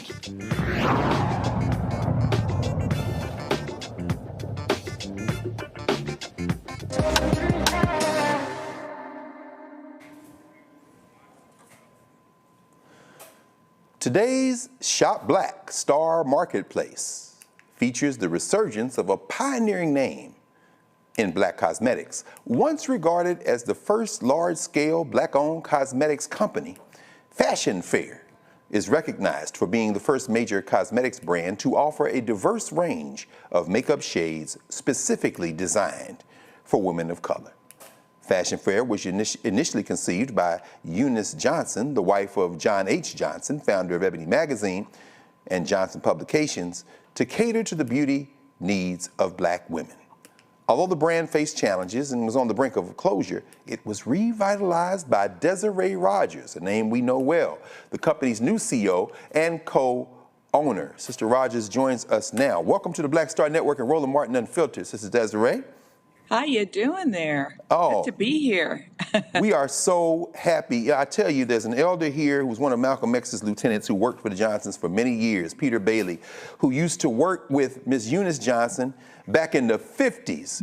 Wow. With the Fashion Fair. And of course, those of us who are of a certain age, I didn't know anything about the Fashion Fair, but all I knew was when you opened up Ebony Magazine and saw all these cities and all these beautiful Black women and all of this stuff going on, it was like, this is like the traveling Black excellence show, and somebody take me to the Fashion Fair. So please, to see these products, and we have some of them here with us right now on the table, please walk us through, after your long and distinguished career, as your long and distinguished career continues to extend, why you got involved with taking one of our most iconic brands and one of the most familiar things in our community, a symbol of community, a symbol of hope, a symbol of Black self-determination, economic empowerment, and said, let me jump in here with both feet and revive this. Can you give us a sense of how you got involved? Well, I have to tell you, I mean, I was certainly very surprised when I found out that the brand was in bankruptcy court. And Cheryl McKissick and I were so lucky to have the winning bid and to be able to bring this iconic brand back. I mean, so much of our history is, people are trying to wipe away our history, remove our history. Can't be, reading books are a problem now. You hear all of these things. And so I think it's super important that we maintain the iconic businesses and brands that have always been there for us. And so Fashion Fair is over 50 years old. And it was originally created, as you said, by the Johnsons and Eunice Johnson in particular, because models did not have the colors they needed for their skin tones. And so we are continuing that tradition of ensuring that all of our people, Black and brown, can easily be matched and their shade is available with very high quality products, dermatologist approved, vegan, cruelty free. So we've completely re-envisioned the line in its glory of the past, let's say. Yes. And it is interesting because, of course, in its first iterations and as it unfolded over the arc of decades, we thought about women.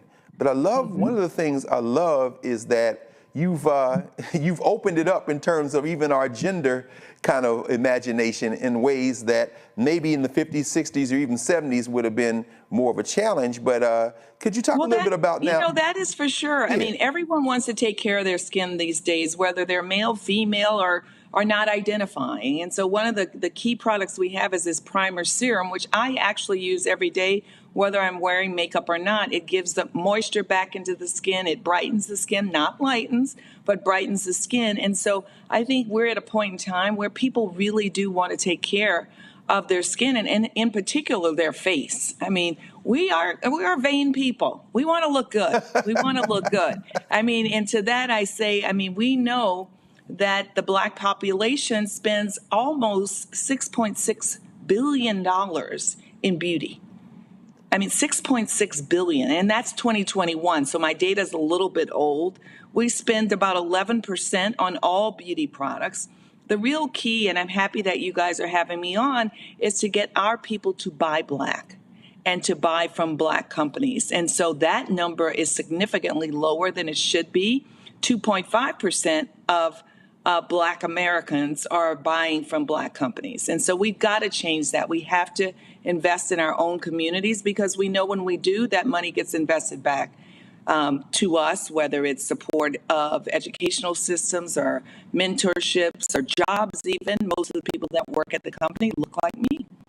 You know, it's interesting, and thank you for saying that and putting it in context. I read in one of the pieces where you made the comment that Black folk who carry a bag should maybe try to hit a threshold target. If you're going to buy Black, you don't have to buy everything Black, but I think there was a percentage you suggested. Am I remembering that right?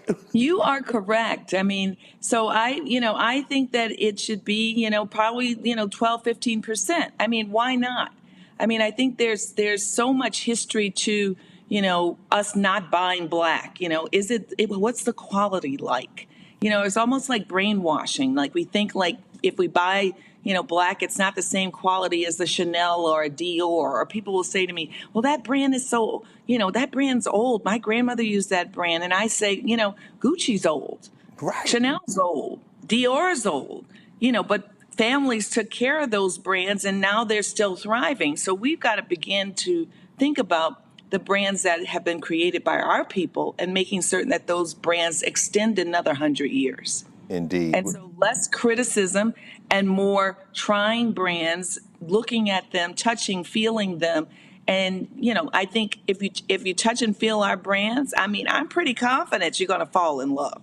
No question. I certainly have fallen in love with them, and I think I look pretty good. Well, there's no doubt about that. There's no doubt about that. I'm sitting here with the blush duo, the lipstick. Let's see, we have here as well the liquid foundation. See, you got me. Like, wait, can I put this on? Liquid luxury. That's what we're calling it. And we don't name any of our brands by number. I think you have Honey, I'm Fabulous. Yes, Honey, I'm Fabulous. A Bad Bisque is another name. Mahogany Hottie. So we try to have fun with these names and really salute, our community. I mean, the summer face can be super simple. Your serum that I have here, maybe the liquid, maybe a stick. And you can have a couple of sticks. It's really easy to, have a couple of shades. I mean, I use my stick also as eyeshadow. If I'm traveling, I don't want to carry a lot of stuff. Maybe a little lip teaser and a lipstick, and you're done. Oh. And see, this says chocolate chip, so I'm going to resist the urge to put this brush anywhere near my mouth. I'm just going to. Original shades from Fashion Fair. I love it. Yes. So with those blushes, we put, a blush, which is chocolate chip, which is a powder, and then we put a cream there, which you're seeing this very nice, I think, kind of a peachy tone. Yes, ma'am. Oh, yeah. Man. That's what I'm talking about. Got to have fun with the makeup. This is what I'm talking about. Don't be afraid of it. Don't be afraid. This is what I'm talking about. Look, while I'm looking at this Magenta Mist lipstick, I'm going to ask Dr. Ali.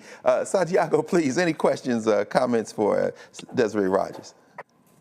Yeah, well, thank you for everything you're doing. My question is attracting a new generation along with holding, the folks who have already been strong supporters of the product. How do you approach that? Well, that's been the straddle. I mean, people that have used the brand in the past, they are very interested in the shades that they loved and whether or not those shades are coming back. And they want to try, and they've been supporters for a very long time. It's how do we get their daughters in that young generation, to your point. We were recently out with the Black influencers in beauty and talking to them, and we're going to be hiring several of them to provide that message for us and really talk about the newness of the brand and why they love the brand. And so I think it's about introduction, it's about social media, it's about support, it's about being here on this show and talking about the brands and making certain that people are aware of the brand, where they can get it, fashionfair.com, also Sephora, also Macy's. You can go onto our site and you can see where you can pick up the brand because people want to see and feel feel the brand. And so I think our job is to make certain that they know about it and that they know why it's special. I mean, I think it's special because we only make for brown and black people. And so our ingredients are handpicked and selected for those particular skin tones. And we know that many times we can have oily skin, we can have very sensitive skin. So there's no fragrance in any of these products because that fragrance can aggravate the skin. We also have great ingredients like vitamin C, aloe vera, all those good things, all those things that are nourishing that keep that skin looking healthy and fresh, because sometimes we think black doesn't crack. Well, at some point you got to take care of it, honey. Yes. You got to take care of it to have that skin looking good.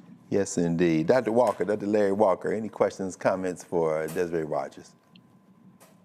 Yeah, so congratulations on this new endeavor. And, we talked about the Johnsons, and I'm wondering if there's something, historical fact that you found out about Fashion Fair. And obviously we know that it's important history that you found out about that you didn't know as you took on this new endeavor. I think what's shocking and surprising to me that in 1973 approximately, Mrs. Johnson, who had the Traveling Fashion Fair show that many of us know about, it was the place to be, the show to be seen. She had models all across this country traveling and introducing high fashion to towns as small as itty-bitty Mississippi or as large as Los Angeles and New York. And what she saw is her models were mixing their own makeup. They were actually buying shades and then mixing in brow powder. And so, she thought, well, wow, let me go to the big companies and see if they'll make some darker shades. And none of them wanted to do it at that time. And so what did she do? She created Fashion Fair brand herself. And she sold it in a capsule collection in Ebony magazine. And that was the beginning of history. She was also the first person to put music to fashion shows. So before her, there was no music to a fashion show. Can you imagine? So that was all her vision and her, I would say, just love of the Black culture and really deciding and being courageous and saying, you know what, you guys don't want to do it? I'm going to do it myself. Yes, indeed. Well, Desiree Rogers, now folks who are looking at this and are now on their computers and on their phones and on their iPads and tablets, they're looking to see where they can buy this. Where should we send them? Well, actually, you guys have your own site, right? So yes. We should definitely send them to that site. And, if they want to try the products, they're at select Macy's and Sephora's. And you can easily go to fashionfair.com and look, in the store locator, and it will put your zip code in and it will tell you a store near you. But tonight we're supporting you guys. Yes, indeed. Yeah. Well, I tell you, daughter of New Orleans, of course, the first African-American social secretary in the White House, the leader of Black Opal, and the reviver of Fashion Fair, along with her comrades, Desiree Rogers. You've certainly... Oh, wait. Did I miss Dr. Carter? You know what? Yes, I was saving her for last because I wanted to get out of the way of the sisters. And guess what? That was Carol to make sure. Thank you, Carol. Look, hey, when I see you, Niambi, do not whip me because I did that on purpose to save you for last. Dr. Niambi Carter, I'm going to be quiet so the two sisters can talk and take us home. Thank you. Thank you, Carol. Please, Niambi, please. Thank you. Thank you. As a woman of a certain age, Fashion Fair was one of the first brands I ever purchased of makeup on my own. So I'm very happy to see it back. And so I've been on a Black buying spree for makeup for a while. So this is great to be able to add this back to my repertoire. So I wanted to know, are you bringing back any of the vintage colors? So I was an Uptown Brown. You know what? So guess what? You are in luck. You are in luck. We have Uptown Brown. So, honey, we have brought back a number of the new colors. I mean, the vintage colors, the iconic colors, and we'll continue to bring them back. So we've got a wide range of shades in the lipsticks. I think you guys have Magenta Mist. That's one of the earlier shades. Chocolate Raspberry is certainly the most popular shade. So that we continue to sell out of that. And that is a fabulous shade on any skin tone. We have a large series of browns. We have Sepia, which is a great brown with gold flecks. And so I think you're in for a treat. We have mixed in many of the vintage colors with newer shades. Oh, that's awesome. I'm so excited. Yes, and it's very skin light, so it's a much lighter weight than it once was. It looks great on the skin, and as I said, we worked with a Black dermatologist to make certain that it's also good for the skin. So it's like skincare foundations, no clogging of pores, beautiful matches. If you have freckles, you'll be able to see your freckles through. So it feels very comfortable. I was in D.C. earlier today, and believe me, that heat was something. But I made it, and I was outside, and my makeup, I think, still looks pretty good. It looks great. Yes, a little powder, a little pressed powder. You don't have to search anymore for the vintage colors all over eBay and everywhere else. No, I wouldn't do that because I don't know how old those are. And, you know, there is an expiration date. So I would check out fashionfair.com and also check out the Unfiltered website for colors. And then you can always just send us a note. You know, what are the colors that you would like to see? What are we missing? I swear. Thank you so much. Thank you again, Carol, for making sure that I didn't mess up there, because that's exactly what I was waiting for, that conversation right there. Y'all done gone about 5 levels deep. Correct me if I'm wrong. Our good friend Juliana Richardson and Larry Crow and all the friends of the History Makers noted that you were Queen of the Zulu. Is that true? I was Queen Zulu twice. Can you believe it? Come on now. See there? You want some more history? I'm also a descendant of the Voodoo Queen of New Orleans. And, you know, may even be somehow related to the Pope. He's from my neighborhood. His people are from my neighborhood. And, you know, they're saying he's Black-ish. Black-ish. Black-ish. I know that's right. Louis Armstrong said it was his lifelong ambition to be the king of the Zulus, and you were the queen of the Zulus twice. So I know, again, thank you for joining us. Thank you for your continued work, not only in Black communities, but really bringing and elevating the best of who we are culturally to the world. And you all make sure you get out here now and continue to take all this stuff off the shelves and buy through the websites. Fashion Fair is back, strong, stronger than ever, projecting into the 21st century. Thank you for joining us, Desiree Rogers. And well, thank you. Thank you. And here's to all beauty. Everything beautiful. Thank you. Thank you. Appreciate you. Well, that's it for us. That's it for us tonight here at Roland Martin Unfiltered. Remember to support the Black Star Network across all its platforms. Join the Bring the Funk Fan Club. And we're going to thank our regular Tuesday evening convening, Drs. Ali, Walker, and Carter. Always good to be with you all. And if you haven't seen, or if you get a chance now, stay on the YouTube side and watch Roland Martin's complete remarks on there at the NAACP in Syracuse. Make sure you shop the Black Star Network market. And you see there on your screen now how to support the Black Star Network, Venmo, Zelle, PayPal. Make your checks payable to Roland Martin Unfiltered, P.O. Box 57196, Washington, D.C. 20037-0196.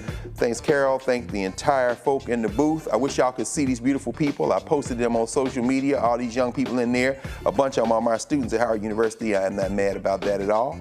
And until later, as Roland Martin would say, holla.